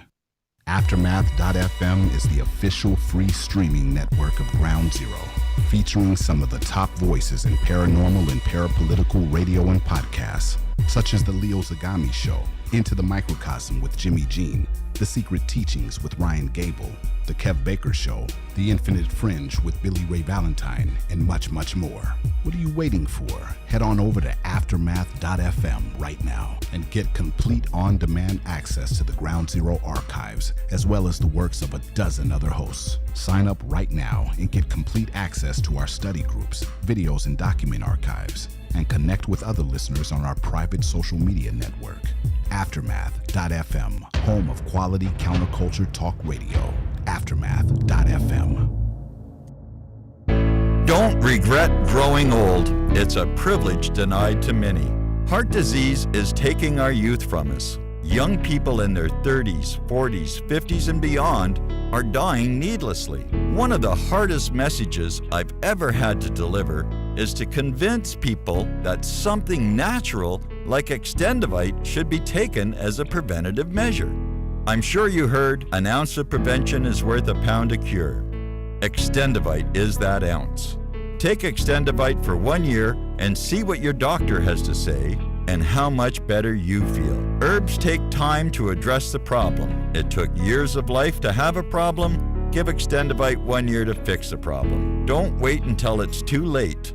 Call 1-877-928-8822 or visit heartdrop.com or visit us on Amazon. Extend your life with Extendovite. Extendovite works. I use it. I can vouch for it. I don't know what it'll do for you. I know what it does for me. Appreciate Don and his sponsor in the show. He helps keep us going. And you guys keep us going. Aftermath FM keeps us going. We can find us here exclusively Monday through Friday, 10:30 Pacific, immediately following Clyde Lewis, the number one on the top 50, the hot 50 over on TalkStream Live. I want to say hello to TalkStream Live. I want to say hello to all our YouTubers over here and everybody over in the Discord, Aftermath Discord. We're here with LB Bork.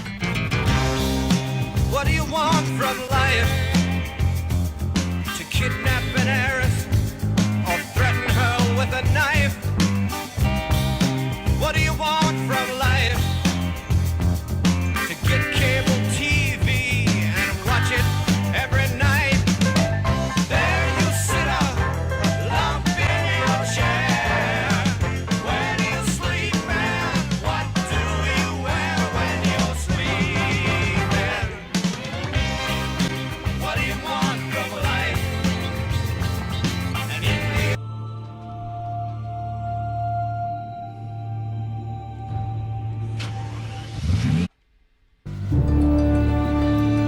As the 21st century began, human evolution was at a turning point. Natural selection, the process by which the strongest, the smartest, the fastest reproduced in greater numbers than the rest, a process which had once favored the noblest traits of man, now began to favor different traits. Most science fiction of the day predicted a future that was more civilized and more intelligent. But as time went on, things seemed to be heading in the opposite direction, a dumbing down.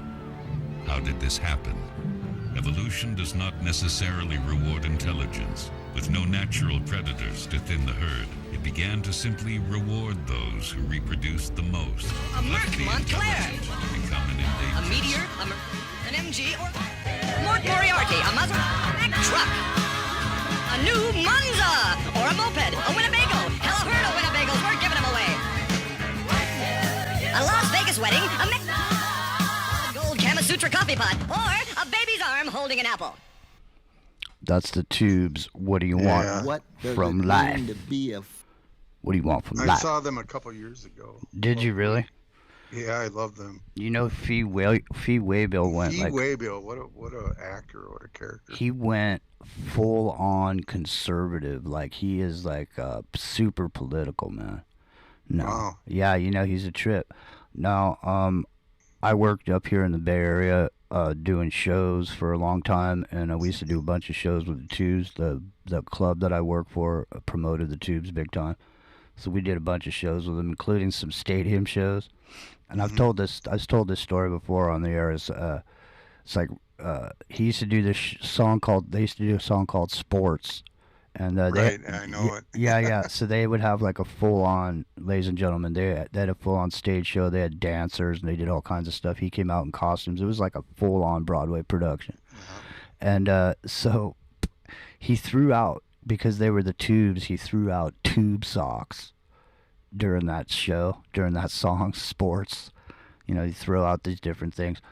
And so we were doing a show in Salinas at Sherwood Hall in California with the tubes. And right before the show, they sent me down. They sent me to the store to go buy tube socks because he had tube socks on the rider. So I mean, every show they do, so you have to, the production people have to produce the tube socks or whatever. So obviously, if you get tube socks on every show, you can only imagine how many pairs of socks that guy has. You throw them out every night. Anyway, you can be a slave and get your tube socks. You can choose to be a rocker in the situation that we've got set up here, but you're still, if you're in America, you're still a slave. And if you're a rebel by voting, you become a rebel. Then by every 4 years, you reaffirm your slavery by stepping up to vote. Now, is that correct? Yep. Like we said earlier, the 2 terms of Grant were filled with graft and corruption. That has never ended. No, it isn't. It's the foundation. It's the cornerstone of America, you might say.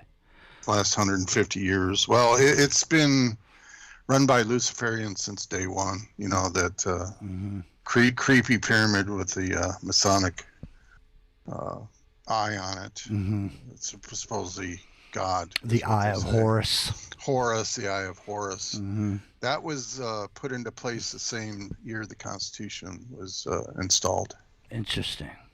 Yeah, so it didn't show up on the dollar bill until the Roosevelt reign, I believe. Well, but what's interesting is talking about the conspiracy. The first Jesuit school, which was Georgetown University, was also established the same year the Constitution was put in place. Yeah, interesting.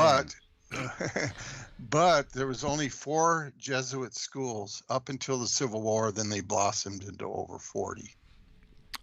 Well, we have a Jesuit in office, don't we? No, Joe Biden. Biden's a Zionist. Is he? He's admitted it. Mm-hmm. Yeah, I think I heard him say that. He also referenced George Wallace the other day, and he used to be a big proponent of George Wallace. I think he even worked on his campaign. So I don't know. Anyway, it really doesn't matter who's in that office because no, they're all puppets. I call them butt puppets. Mm-hmm. But they really are the commander in chief as far as the corporation is concerned. Right. Right. And the United States has always been a corporation. People pass that around like it's some kind of secret knowledge or special knowledge. Uh-huh. It's really not. No. It went to a de facto corporation with the 14th Amendment. But the states are corporations, and they always were. The term citizen, even state citizen prior to the 14th Amendment, relates to a municipal corporation. So the civil law is based under municipal or the citizenship status. So when you hear the term citizen, it relates to municipal corporation. Mm-hmm. And that goes all the way back to the Roman Empire. Well, so now what they did is basically reinstitute the Roman Empire with the Constitution. Mm-hmm. So the thing is, Epic Journeyman, I can see they're ready to jump in. Let me just ask this question though. So let me get this straight now. So first of all, I would say 5 out of 10 people think the Constitution gives them their rights, and those same 5 out of 10 people think we live in a democracy. So we're in trouble, man. We're in trouble because people think they're doing the right thing when they go down and vote. In the democracy. Right. So, you know what I've put forward over the last couple of years is that there is no avoiding the future. If you don't want to get out on the dance floor, you don't have to. But the future's coming whether people like it or not. Right. That's the bad part. Right. But here's the thing. Your information puts you in a power position on the internet in the sense that the whole reason we have a representative is because we used to have to send one guy all the way up there on his donkey, right up there from the States, and took like months to get up to Washington so he could go up and be the voice of those people over there in that area.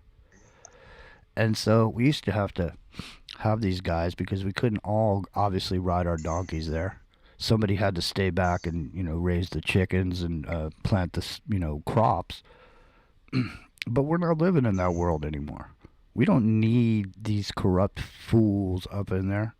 I mean, the American people with a positive, this is coming no matter what we do. So there's going to be positive ID on the internet. Okay, there's no avoiding that. So, but what I'm saying is that's not necessarily bad, because at the point that we have that we can turn that around and use it against them and say, well, then what the fuck do we need you for up there? Because now that we have a totally secure internet and totally secure ID system, we're running on the blockchain. We can just vote directly. So you could just take a whole segment of the population, just like jury duty, make no bill bigger than 10 pages, and have everybody just vote on it straight away. And you know what? Let's even go even further, LB. If we're making changes, let's just do this. How about this? We'll throw a 3% Tobin tax on all transactions on Wall Street. We can do that. There's many things we can do. How about this? You're gonna be worth X amount of dollars per year in taxes. How about this? You decide where your tax dollars go. So if there's something that comes up here that people want to vote on, they want it to come in, and it costs money, well, if the taxpayers don't allocate their taxes to that project, it doesn't get funded. Why are we watching the masturbation habits of the tsetse fly on the backs of hyenas eating, carcasses? You know what I mean? We're spending millions of dollars on that, but if everybody had their, you're worth X amount of tax dollars. They're using you and what you're worth in tax dollars to bet with derivatives. They're pooling all that together and using that number as a way to make money off loans. So why not take your tax dollars and spend them and allocate them to the projects that work? In other words, why am I doing this? Why am I refacing the libraries in my county when I got potholes? In other words, you see what I mean? Electronic anarchy is what I'm talking about, man. It could go that way, but I've come up with a saying or quote that goes, go ahead. As long as men are pawns of evil, technology is evil. So there's a balance there, I guess is what I'm saying. There is. I have nothing against technology, but what I said, Mm-hmm. if people are going to serve evil, they're going to use it against us, and that's what's happened and what is going on. Mm-hmm. Well, yeah, in a proper world, things would be right, but people are evil. And if you read Tupper Saucy's book, Rulers of Evil, uh-huh. Government, and I remember, or you said something, was it before the show or after, that the kings used to rule based on being just? Yeah, righteousness and righteousness, right. So they've replaced that system. Rush did an album on it, which that's when I stopped listening to them because something was wrong with them in my estimation. But they did the album Farewell to Kings, and that's exactly what they were talking about, the transition from the sovereign king system to the state system, the rebirth of the Roman Empire is what that album dealt with, basically. Yeah. But well, I mean, you had to pull the sword out of the stone. Yeah. And that took a special somebody. Not everybody could pull the sword out of the stone. And that's what made a king, not how much money he had in the bank or who his grandpappy was. So there's only one king, the King of Kings. Right. And so Yeah, I agree. Yeah. And if people just live by what he taught and do unto others as you would have done unto you, that's Exactly. really the only law we need. That is the only thing that is exactly in every single religious practice and devotion across the Yep. world. That one single thing has in common. So if you could find the one common thing that we could all go by that would make things more peaceful, that's it. The thing is, I'm a big proponent of no masters, no slaves, man. Right. I agree. I think that the future potentially could have one. It could be one of, like I'm saying, anarchy, electronic anarchy. I'm not talking about spray painting with black spray paint and breaking windows out with your skateboard. I'm against anarchy in that respect. Yeah, I think it's my thing is they call it Republican freedom. Justice Black in 1967, he said something to the effect that Republican freedom is what people are missing based on their ignorance. I'm short stating what he quoted, but yeah. Well, why anarchy when you have Republican freedom? It's there. It's there for people to take. Well, because they've been brainwashed and lied to. We have to have some way to govern without rulers. There has to be some method, and so I put this forward on the show, and I'll ask you too right now about. I've said this before. Humanity has never known a system where the people have been free, including America. So people could not operate if there wasn't somebody telling them what to do. In other words, when they freed a lot of those slaves, they stood around and looked at each other and go, "What are we going to do now?" They wanted to stay on the plantations. Exactly. I understand. Exactly. Because they looked around, they said, "What am I going to do now? Where am I going to live? What am I going to eat?" All right. this. And I've said recently that people are basically under some kind of what's a syndrome? I always I know what it is. I know what you're talking about. The syndrome. When you love you love your captors. Yeah, you love your captors, and that's what most people are under right now. Stockholm syndrome. Thank you. Thank you. There he is. I know. Where the hell you been, man? He's been snorkeling in the chat room over there. I seen him over there with his snorkel out. But anyway, back to rulers of evil and Tupper Saucy. Mm-hmm. The purpose of government is to rule evil people. And Republican freedom, like Justice Black said, he basically backed that up, that people are evil because they're willfully ignorant. And he even made mention that trying to monopolize markets is evil. So this governmental system is based on ruling evil.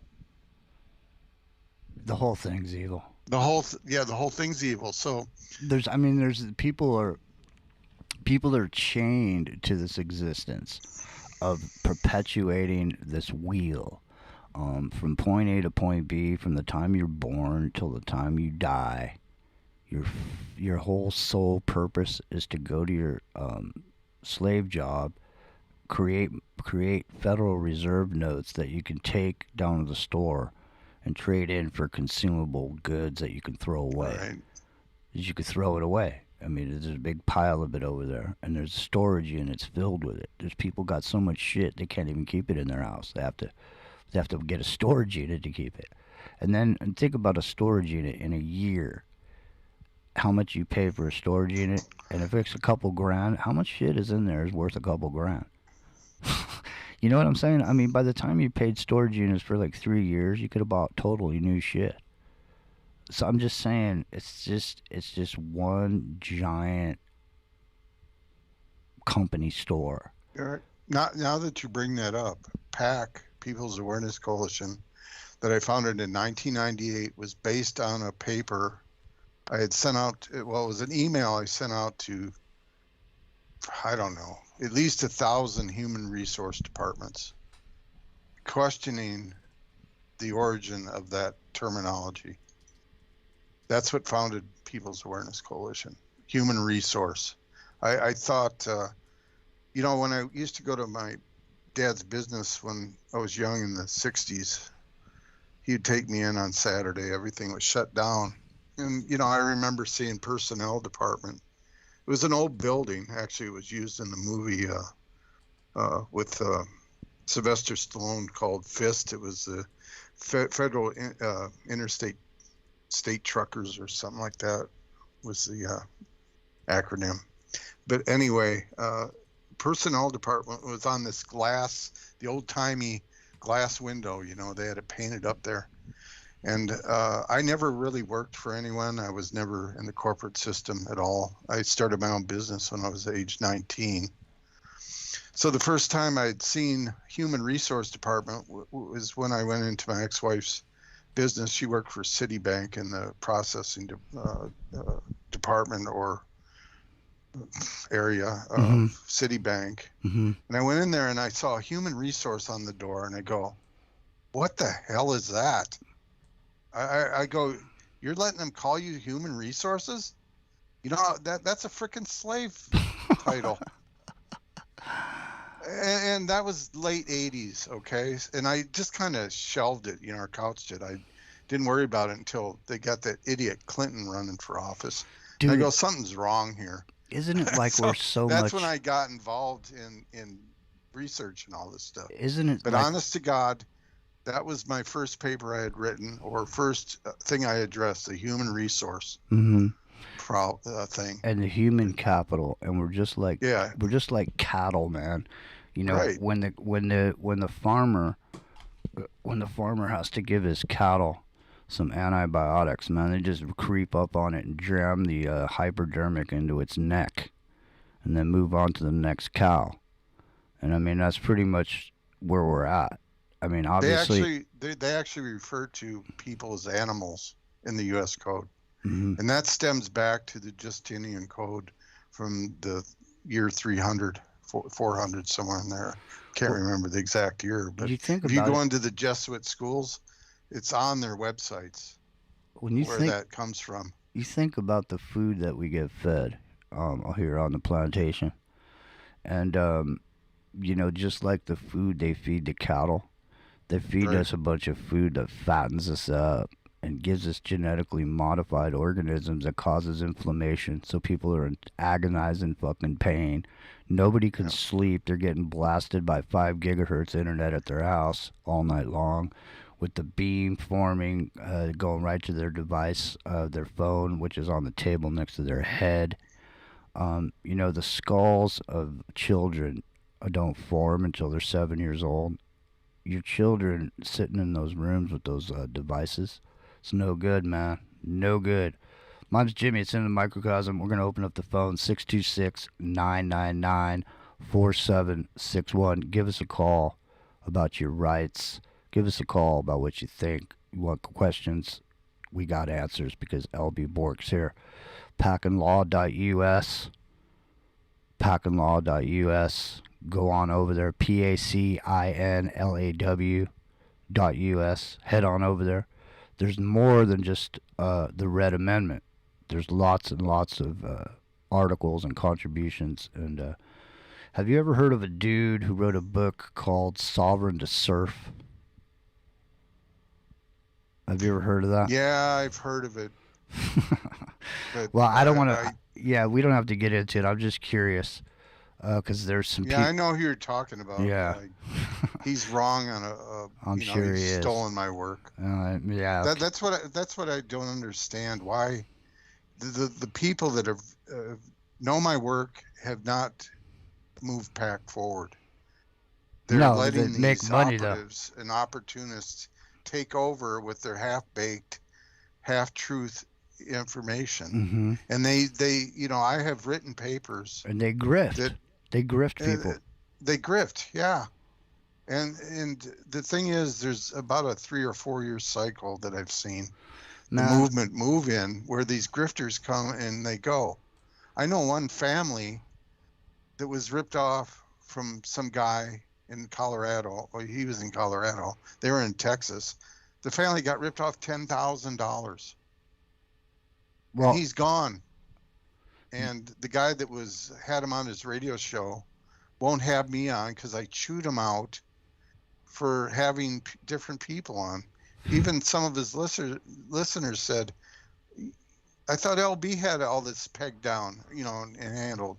Yet you have these other people on, and they're contradicting some things that he said. What are you doing?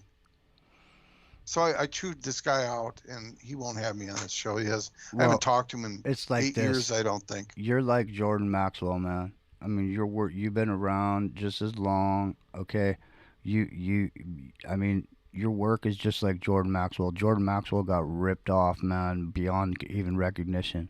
The guy, all the work that he's put in, all the years, all the time, all the effort, all the energy he spent, all the people that are awake because of what he said, and all the things he said, he's sitting there broke, man. He's got dick. He didn't get anything for it. And, on some level, that's not cool. At all. So it's not, but these people, like we said, the government's there to rule evil people, and that's just part of it. And I can pull that quote up by Justice Black. We'll do that because we're about to go to the break. Listen, if you're listening on replay this morning, you can tune in and find the rest of this 30 minutes that's going to be going on of the show where you find podcast, Apple, iTunes, Spreaker, wherever it is. Come on over, become a supporter, Aftermath FM. My name's Jimmy. This is Brap All Good. The age of the world's great civilizations has been around 200 years. These nations have progressed through this sequence from bondage to spiritual faith, from spiritual faith to great courage, from great courage to liberty, and from liberty to abundance, from abundance to selfishness, from selfishness to complacency, from complacency to apathy, and from apathy back to dependence, and from dependence back to bondage, back to bondage, back to bondage. Logic alone would tell you the republic is being destroyed. The republic is being destroyed by European secret societies operating under Rome, and nobody seems to know anything about it. Criminals are always organized, that's why they're always superior. Good people never get organized. Only criminals get organized. They operate in the dark, totally ruthless. High crimes in treason against the American Republic. The mad rush for control and ownership of the human race. The human race is lawfully and legally set up to be owned, while bodies are actually owned on the stock market. Human resource, just like tin and iron and rubber and oil, it's a resource. Go to Google and just type in commerce game. It's all right there. Nothing works the way you think it does. All over the world, the bankers are still robbing the people, ripping them off, putting it in the bank. The more we change, the more... Your favorite president, and I'm standing in front of the Oval Office at the White House, which is always an exciting place to be. I got back a day ago from Walter Reed Medical Center. I spent 4 days there. I think this was a blessing from God that I caught it. It was a blessing in disguise. I caught it. I heard about this drug. I said, let me take it. It was my suggestion. I said, let me take it. And it was incredible the way it worked. Incredible. And I think if I didn't catch it, we'd be looking at that like a number of other drugs. But it really did a fantastic job. I want to get for you what I got, and I'm going to make it free. You're not going to pay for it. It wasn't your fault that this happened. It was China's fault, and China's going to pay a big price what they've done to this country. China's going to pay a big price what they've done to the world. This was China's fault, and just remember that. When your doctor tells you you have bad cholesterol or blockages in the arteries, what do? When diet and exercise is not enough, we try medications and hope for the best. For the last 2 decades, I have been telling people about a natural method to help solve these problems and more. Extendivite can help maintain cardiovascular health and lower blood lipid levels in adults. The 7 herbs in Extendivite are known to work together synergistically to get the results we hope for. There are many testimonials on Extendivite's effect on circulatory-related ailments. Get Extendivite today to start your journey back to a healthier life. To order, call 1-877-928-8822 or visit heartdrop.com or see us on amazon.com. Extend your life with Extendovite. Ground Zero with Clyde Lewis. Live Monday through Friday, 7 p.m. Pacific. But what happens when you miss an episode? Aftermath.fm is the official free streaming network of Ground Zero, featuring some of the top voices in paranormal and parapolitical radio and podcasts, such as The Leo Zagami Show, Into the Microcosm with Jimmy Jean, The Secret Teachings with Ryan Gable, The Kev Baker Show, The Infinite Fringe with Billy Ray Valentine, and much, much more. What are you waiting for? Head on over to Aftermath.fm right now and get complete on-demand access to the Ground Zero archives, as well as the works of a dozen other hosts. Sign up right now and get complete access to our study groups, videos and document archives, and connect with other listeners on our private social media network. Aftermath.fm, home of quality counterculture talk radio. Aftermath.fm.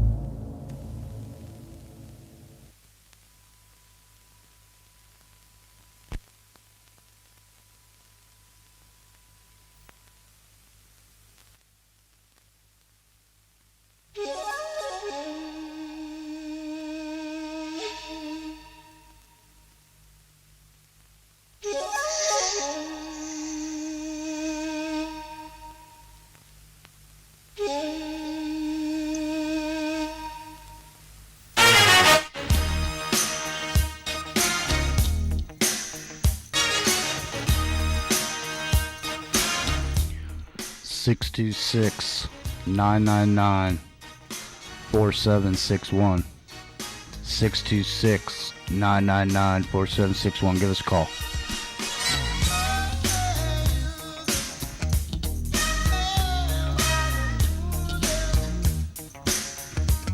It's Aftermath FM, Monday through Friday, 10:30 Pacific. Right here, you'll find us immediately following the number 1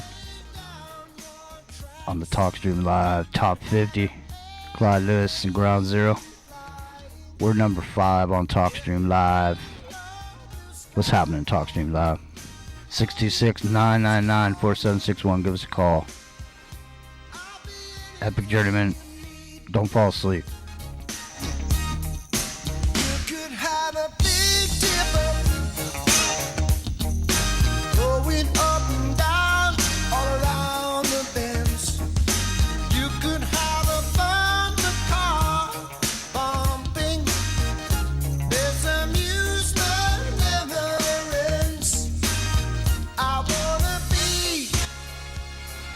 Epic Journeyman, are you awake? I am awake. Excellent. All right, man, I let you take a break all night, and now it's your time to step up to the microphone and be the man, because I got to step it off and check the perimeter, and I need to get my hot, fresh cup of joe.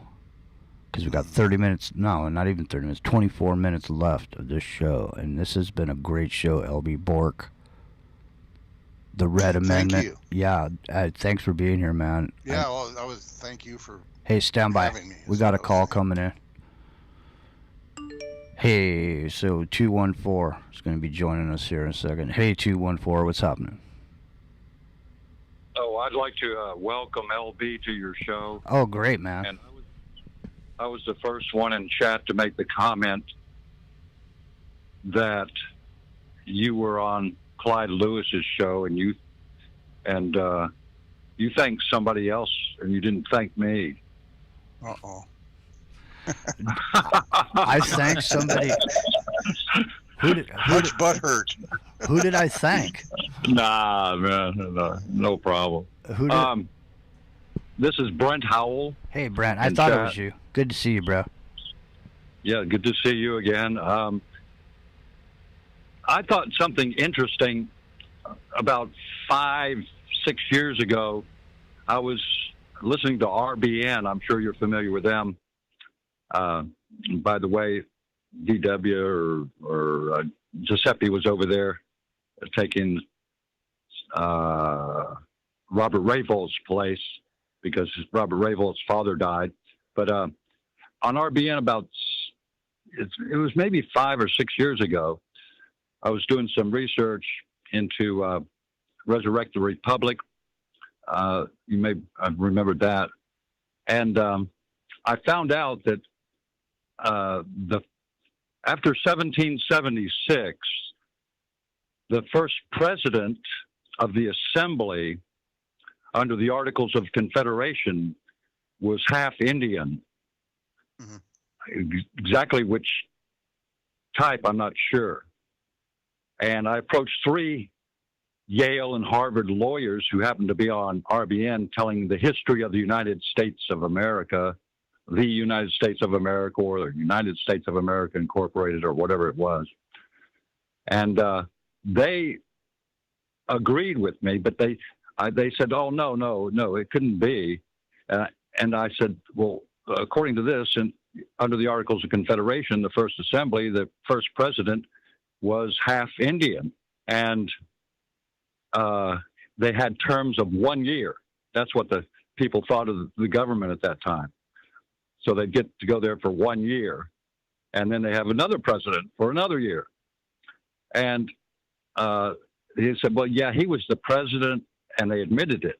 He was the president of that assembly, which was the legislation of the Articles of Confederation.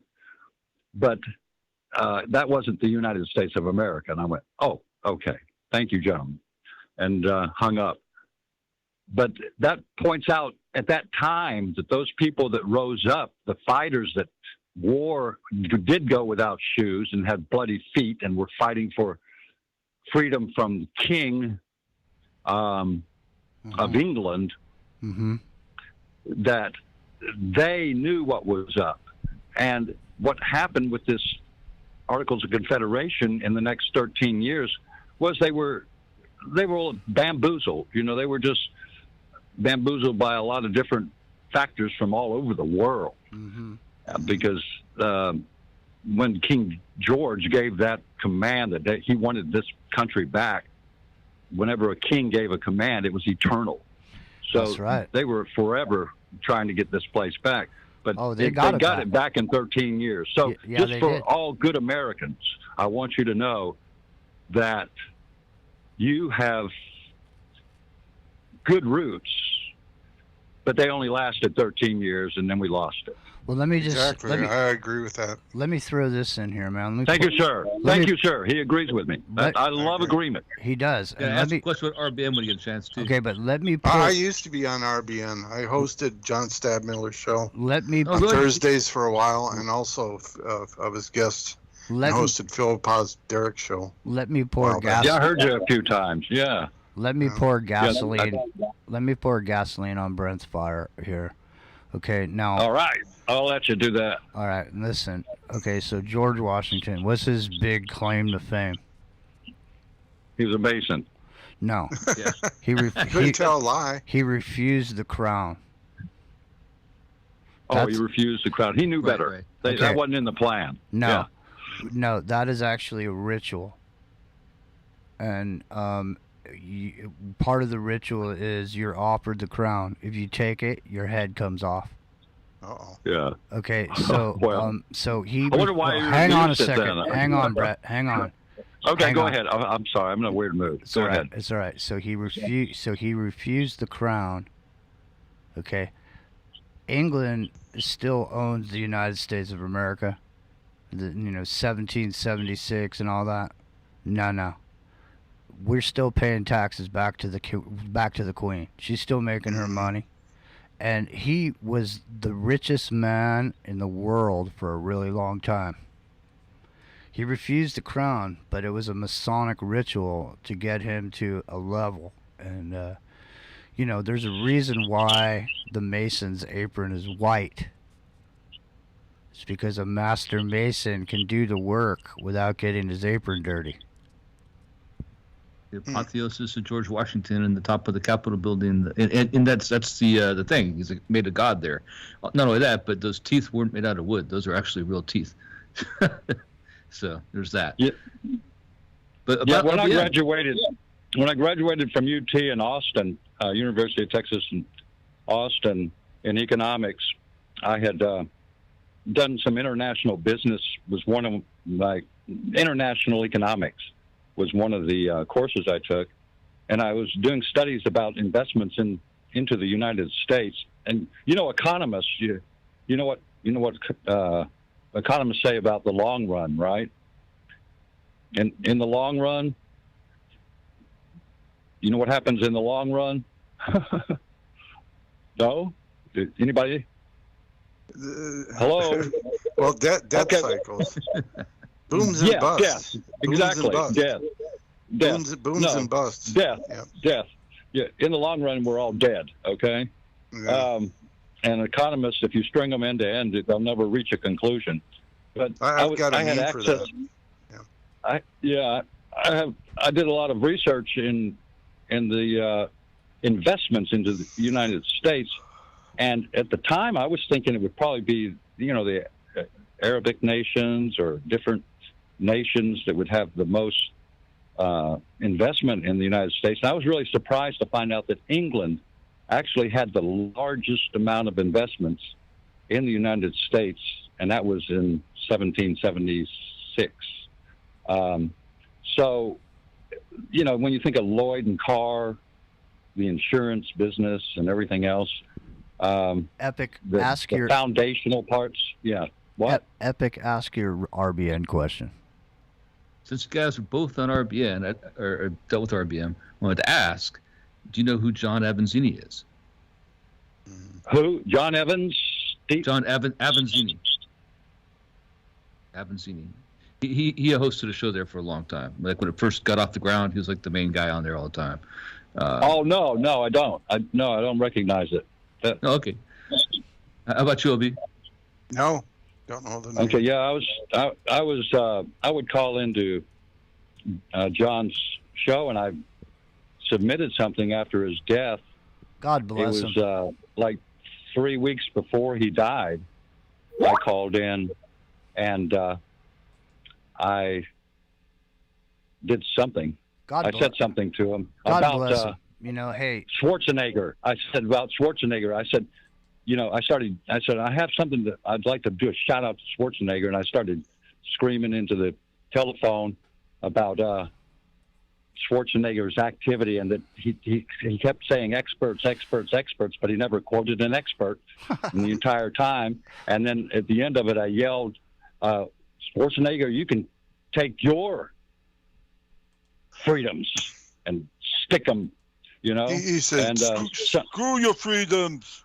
Yeah, screw your freedoms. I said, you can screw That's your what freedoms. He said. Yeah. And I said, that's not for you, John. That's for, our friend Schwarzenegger. And so, well, and it was after that he got ill, and then had that untimely aortic explosion, from what I understand, abdominal aortic rupture.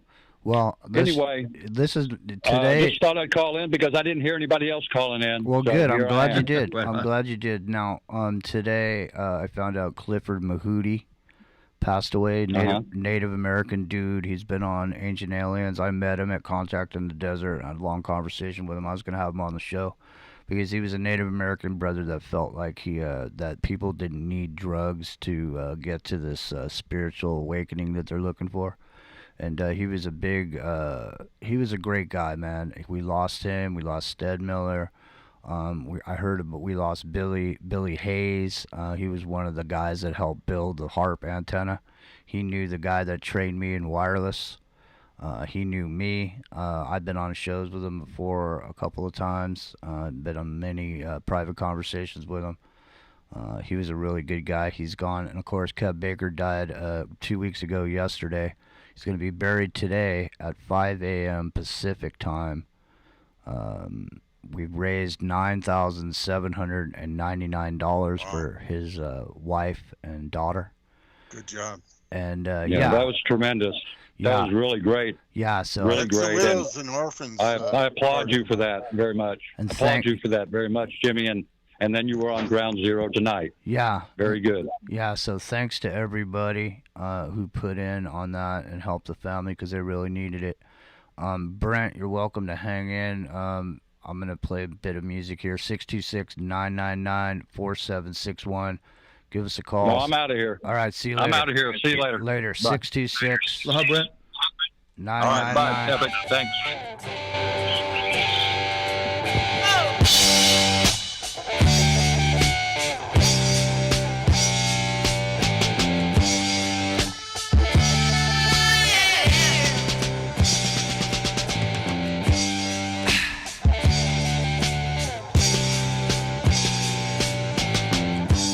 Ziggy played guitar, jamming good, he weird and gaily, and the spiders from Mars.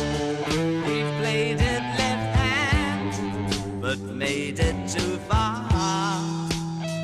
Became the special man, then we were Ziggy's band. Ziggy really sang, screwed up eyes and screwed down hairdo. Like some cat from Japan, he could lick 'em by smiling, he could leave 'em to hang. Became one so loaded man, well hung in snow white tan. So where were the spiders while the fly tried to break our bones? Just the like to guide us, so we bitched about his fans, and should we clutch his sweet hands? Ziggy Stardust. So, hey, it went up. It's $98.09 now. So less than $200. Anthony Custer 4 hours ago threw $10. 98.09, ladies and gentlemen. I think we did a hell of a job for the family, and I just thank everybody so much for everything everybody did and to make it possible. That's taking care of the widows and orphans out of the Bible. That's the true religion of the Bible. I know, man. So, don't tell anybody, man. I don't want people to know I'm a softie. If people find out you're a softie, you know what happens. Sorry, I interrupted. Throw you to the wolves. No. No, so, yeah, I mean, they say the givers, takers get the honey, givers sing blues, is what they say. But I guess that means in the material consumer slave grid that we live on called Earth. Well, I mean, commercial plantation. Yeah, I think it's always been a commercial plantation here. Mm-hmm. Well, I'm just wondering. I mean, the way they're slowly moving us into cannibalism, with these bits and parts and pieces that they're using in flavoring and all this other shit. I'm just starting to wonder how long is it going to be before we start going to Soylent Green. It's 2022. Yeah. It's 2022, Epic Journeyman. Are we going to start going man corn around here, or what's going on? That's what the poster says. They got the masks on the poster from the movie. They got the whole 9 yards, rounding up those people, making that Soylent Green. But the worst part, the most horrifying part of that future is the ascots. Man, ascots everywhere. You know, one thing I've noticed about movies, the new movies, they don't mention COVID at all. But we all know that the movies are fantasy anyway. Mm-hmm. But my point is, what they're doing with COVID and our real life is fantasy also. It's all manipulated. So between the movies we watch which have some shred of truth in them from time to time. Mhm. But in real life, and it gets back to what you said last hour, Jimmy, about we've never been able to govern ourselves. We've always been jerked around. It's true. And manipulated. It's true, you know. But the thing is how do we even come up with a new concept of the the age of Aquarius, the utopian society that everybody's looking for? It does exist out there somewhere. But I think, if I show you a picture of a dog and call it a cat long enough, you're going to call that dog a cat. And so the idea of the ultimate idea of human beings gathering together in a communal function called a community, right? So we're all living here. You got a farm. I got some cows. Epic Journeyman's got some vegetables. Together we got a dinner. Together we got a steak with vegetables. You know what I mean? Yeah. So the thing is, if we're different tribes, we have more. Most tribes in the past, they would exist in their ability to feed themselves. So there wouldn't be more children born if there wasn't enough food for people to eat. So that's where we shifted from what Marx called historical materialism to Marxist materialism. Mm-hmm. And, these people that are saying, oh, there's global warming and all this. Well, what these people have done that are complaining about it created the problem through the Industrial Revolution and greed. Mm-hmm. Well, the other part of that is when you've been domesticated in a sense that your food comes in boxes and you go to a central location to get it, you've lost your ability to take care of yourself. Right. So you've been domesticated. Those cows, the reason they come running when they hear the pickup truck coming around the corner is because they know there's food on the back of that pickup truck.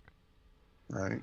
And it's just like every other thing. It's control the food. You're going to control the people. And we're at a situation right now where it's code red, ladies and gentlemen. 38,000 truckers have been fired in Canada. Those shelves are going to be empty, man. When the trucks don't move, nothing moves. Nothing moves without trucks, period. The end. And if they decide they want to clog up the roads, they're going to do it. Those 38,000 truckers, they're talking about clogging up the roads, and they're not going to give them back until they let these measures go. And I see their narrative starting to fall apart, man. UK is revoking all of these measures because there's too many people that have died, man. Yeah. More than 2 or 3 people. They should have put the brakes on this thing, and they didn't. They let it go, and because they wanted to run an experiment on the face of the earth. And if you happen to be one with the bad batch, well, you might be on the floor. Go ahead. Oh, I think they got over anxious. Remember, it used to be called Agenda 21, mm-hmm. and it's gone to Agenda 30. And Biden said today in that worthless speech he gave that the next 10 years you're going to see more change than you did in the last 50. I know. I think he's all about and that gets down intelligence, to the new normal. The new normal. What'd you say? These Epic? people are criminals, man, and people are letting it happen. And I wanted to read that quote by Justice Black. Yeah, please. He said, "The chief enemies of Republican freedom are mental sloth, conformity, bigotry, superstition, credulity, monopoly in the market of ideas, and utter benighted ignorance." And he said that in 1967. Mm-hmm. And the Republican form of government is still there, but everyone is participating in this 14th Amendment democracy. Mm-hmm. With civil rights instead of natural rights. Go ahead. What were you going to say, Epic? Well, no, I was just going to point out that he's the first guy in a long time that is bringing up artificial intelligence. When he talks about that more in 10 years than in the last 30 years, that's what he's talking about. He's continuing the BRAIN project, or BRAIN initiative, they called it, from the Obama administration, which is about artificial intelligence. Mm-hmm. Yes. And you'll be hearing a lot more about it than you've heard in the last 5 years. You know how it kind of just went away for like 5 years? It's mm-hmm. coming back in a big way soon. Yeah.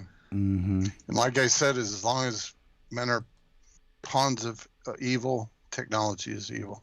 It is. And definitely Biden and all these people are pawns of evil. Tell everybody where they can find you, man. We're getting ready to get out.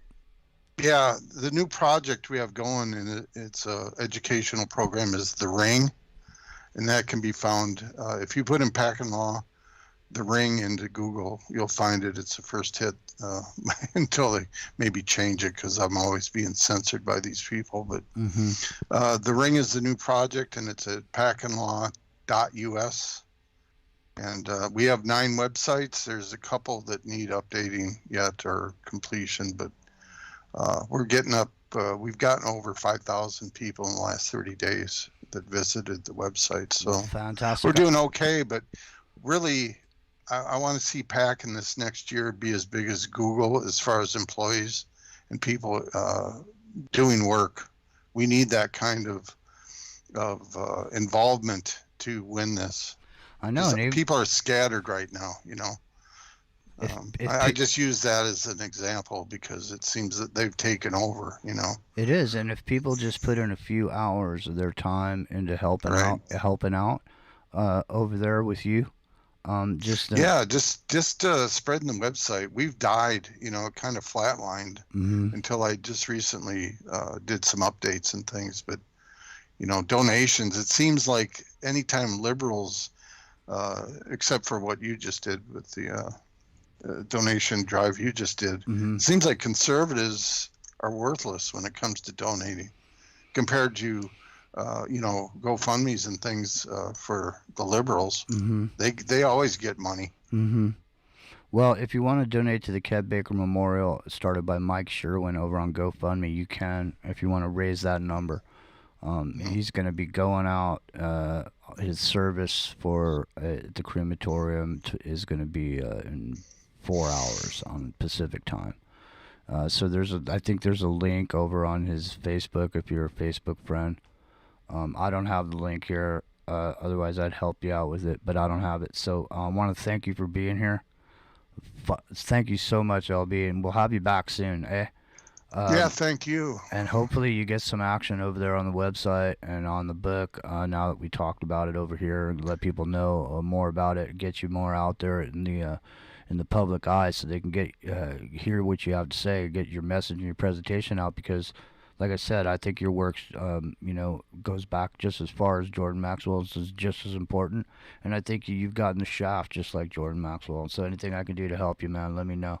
It's Into the Microcosm. That's Epic Journeyman. That's LB Bork. We will see you tomorrow night.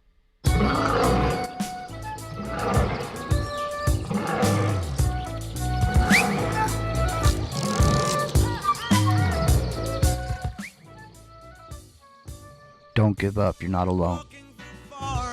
Of palm tree apartments, scoff at the monkeys who live in their dark tents. Down by the water hole, drunk every Friday, eating their nuts, saving their raisins for Sunday. Lions and tigers who wait in the shadows, they're fast but they're lazy and sleep in green meadows. Well, let's bungle in the jungle.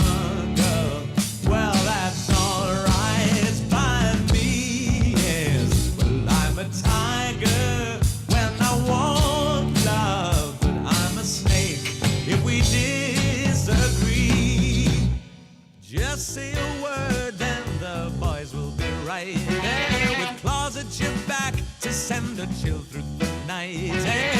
Is it so frightening to have me at your shoulder? Thunder and lightning couldn't be bolder. I'll write on your tombstone, I thank you for dinner. This game that we animals play is the winner. Well, let's bungle in the jungle. Well, that's alright by me. Yes, I'm a tiger when I want love. I'm a snake if we disagree.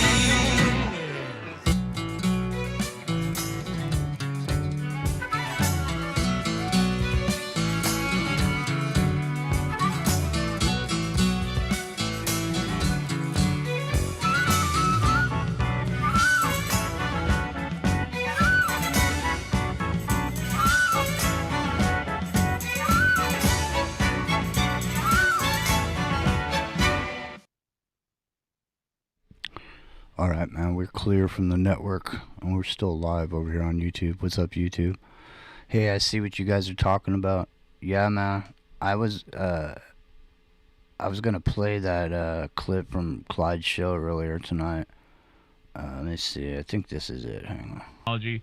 I mean, we already know that chips and nanoparts and... You guys want me to play the Clyde Lewis call?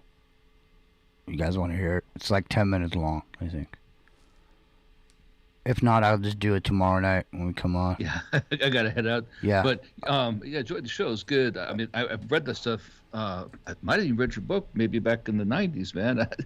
Did you have it published back then? My neighbor was big into the. Before it was called Sovereign Citizens, you know, it was about being a free, free on the land, right, kind of individual. Yeah, I was going to bring up something about the Earth's core cooling down today, but I didn't want to get sidetracked. Well, bring it up now. Show. Yeah, we can bring it up tomorrow night. There's a bunch of stuff because you remember how we were talking about the marching in time and the starting of a wave and a vibration that will possibly cause liquefaction. It's interesting because they said that volcano caused the vibration in the Earth's atmosphere. And I have that too for tomorrow. So we'll talk some about that, eh? So, all right. Well, listen, let's get the hell out, man. Thanks everybody for being here. I'm gonna go get something to eat, and we'll see you guys later, eh? Thanks again, LB. I'll talk to you off air a little bit later, like tomorrow or something. Cool. Right on. Thank you so much for being here, man. Thank you. Thank you. Thank you. All right. We'll talk to you later. Epic Journeyman. See you. Everybody else, we'll see you later. Have a good one, eh? Yep. All right. Well, everybody. See ya. All right.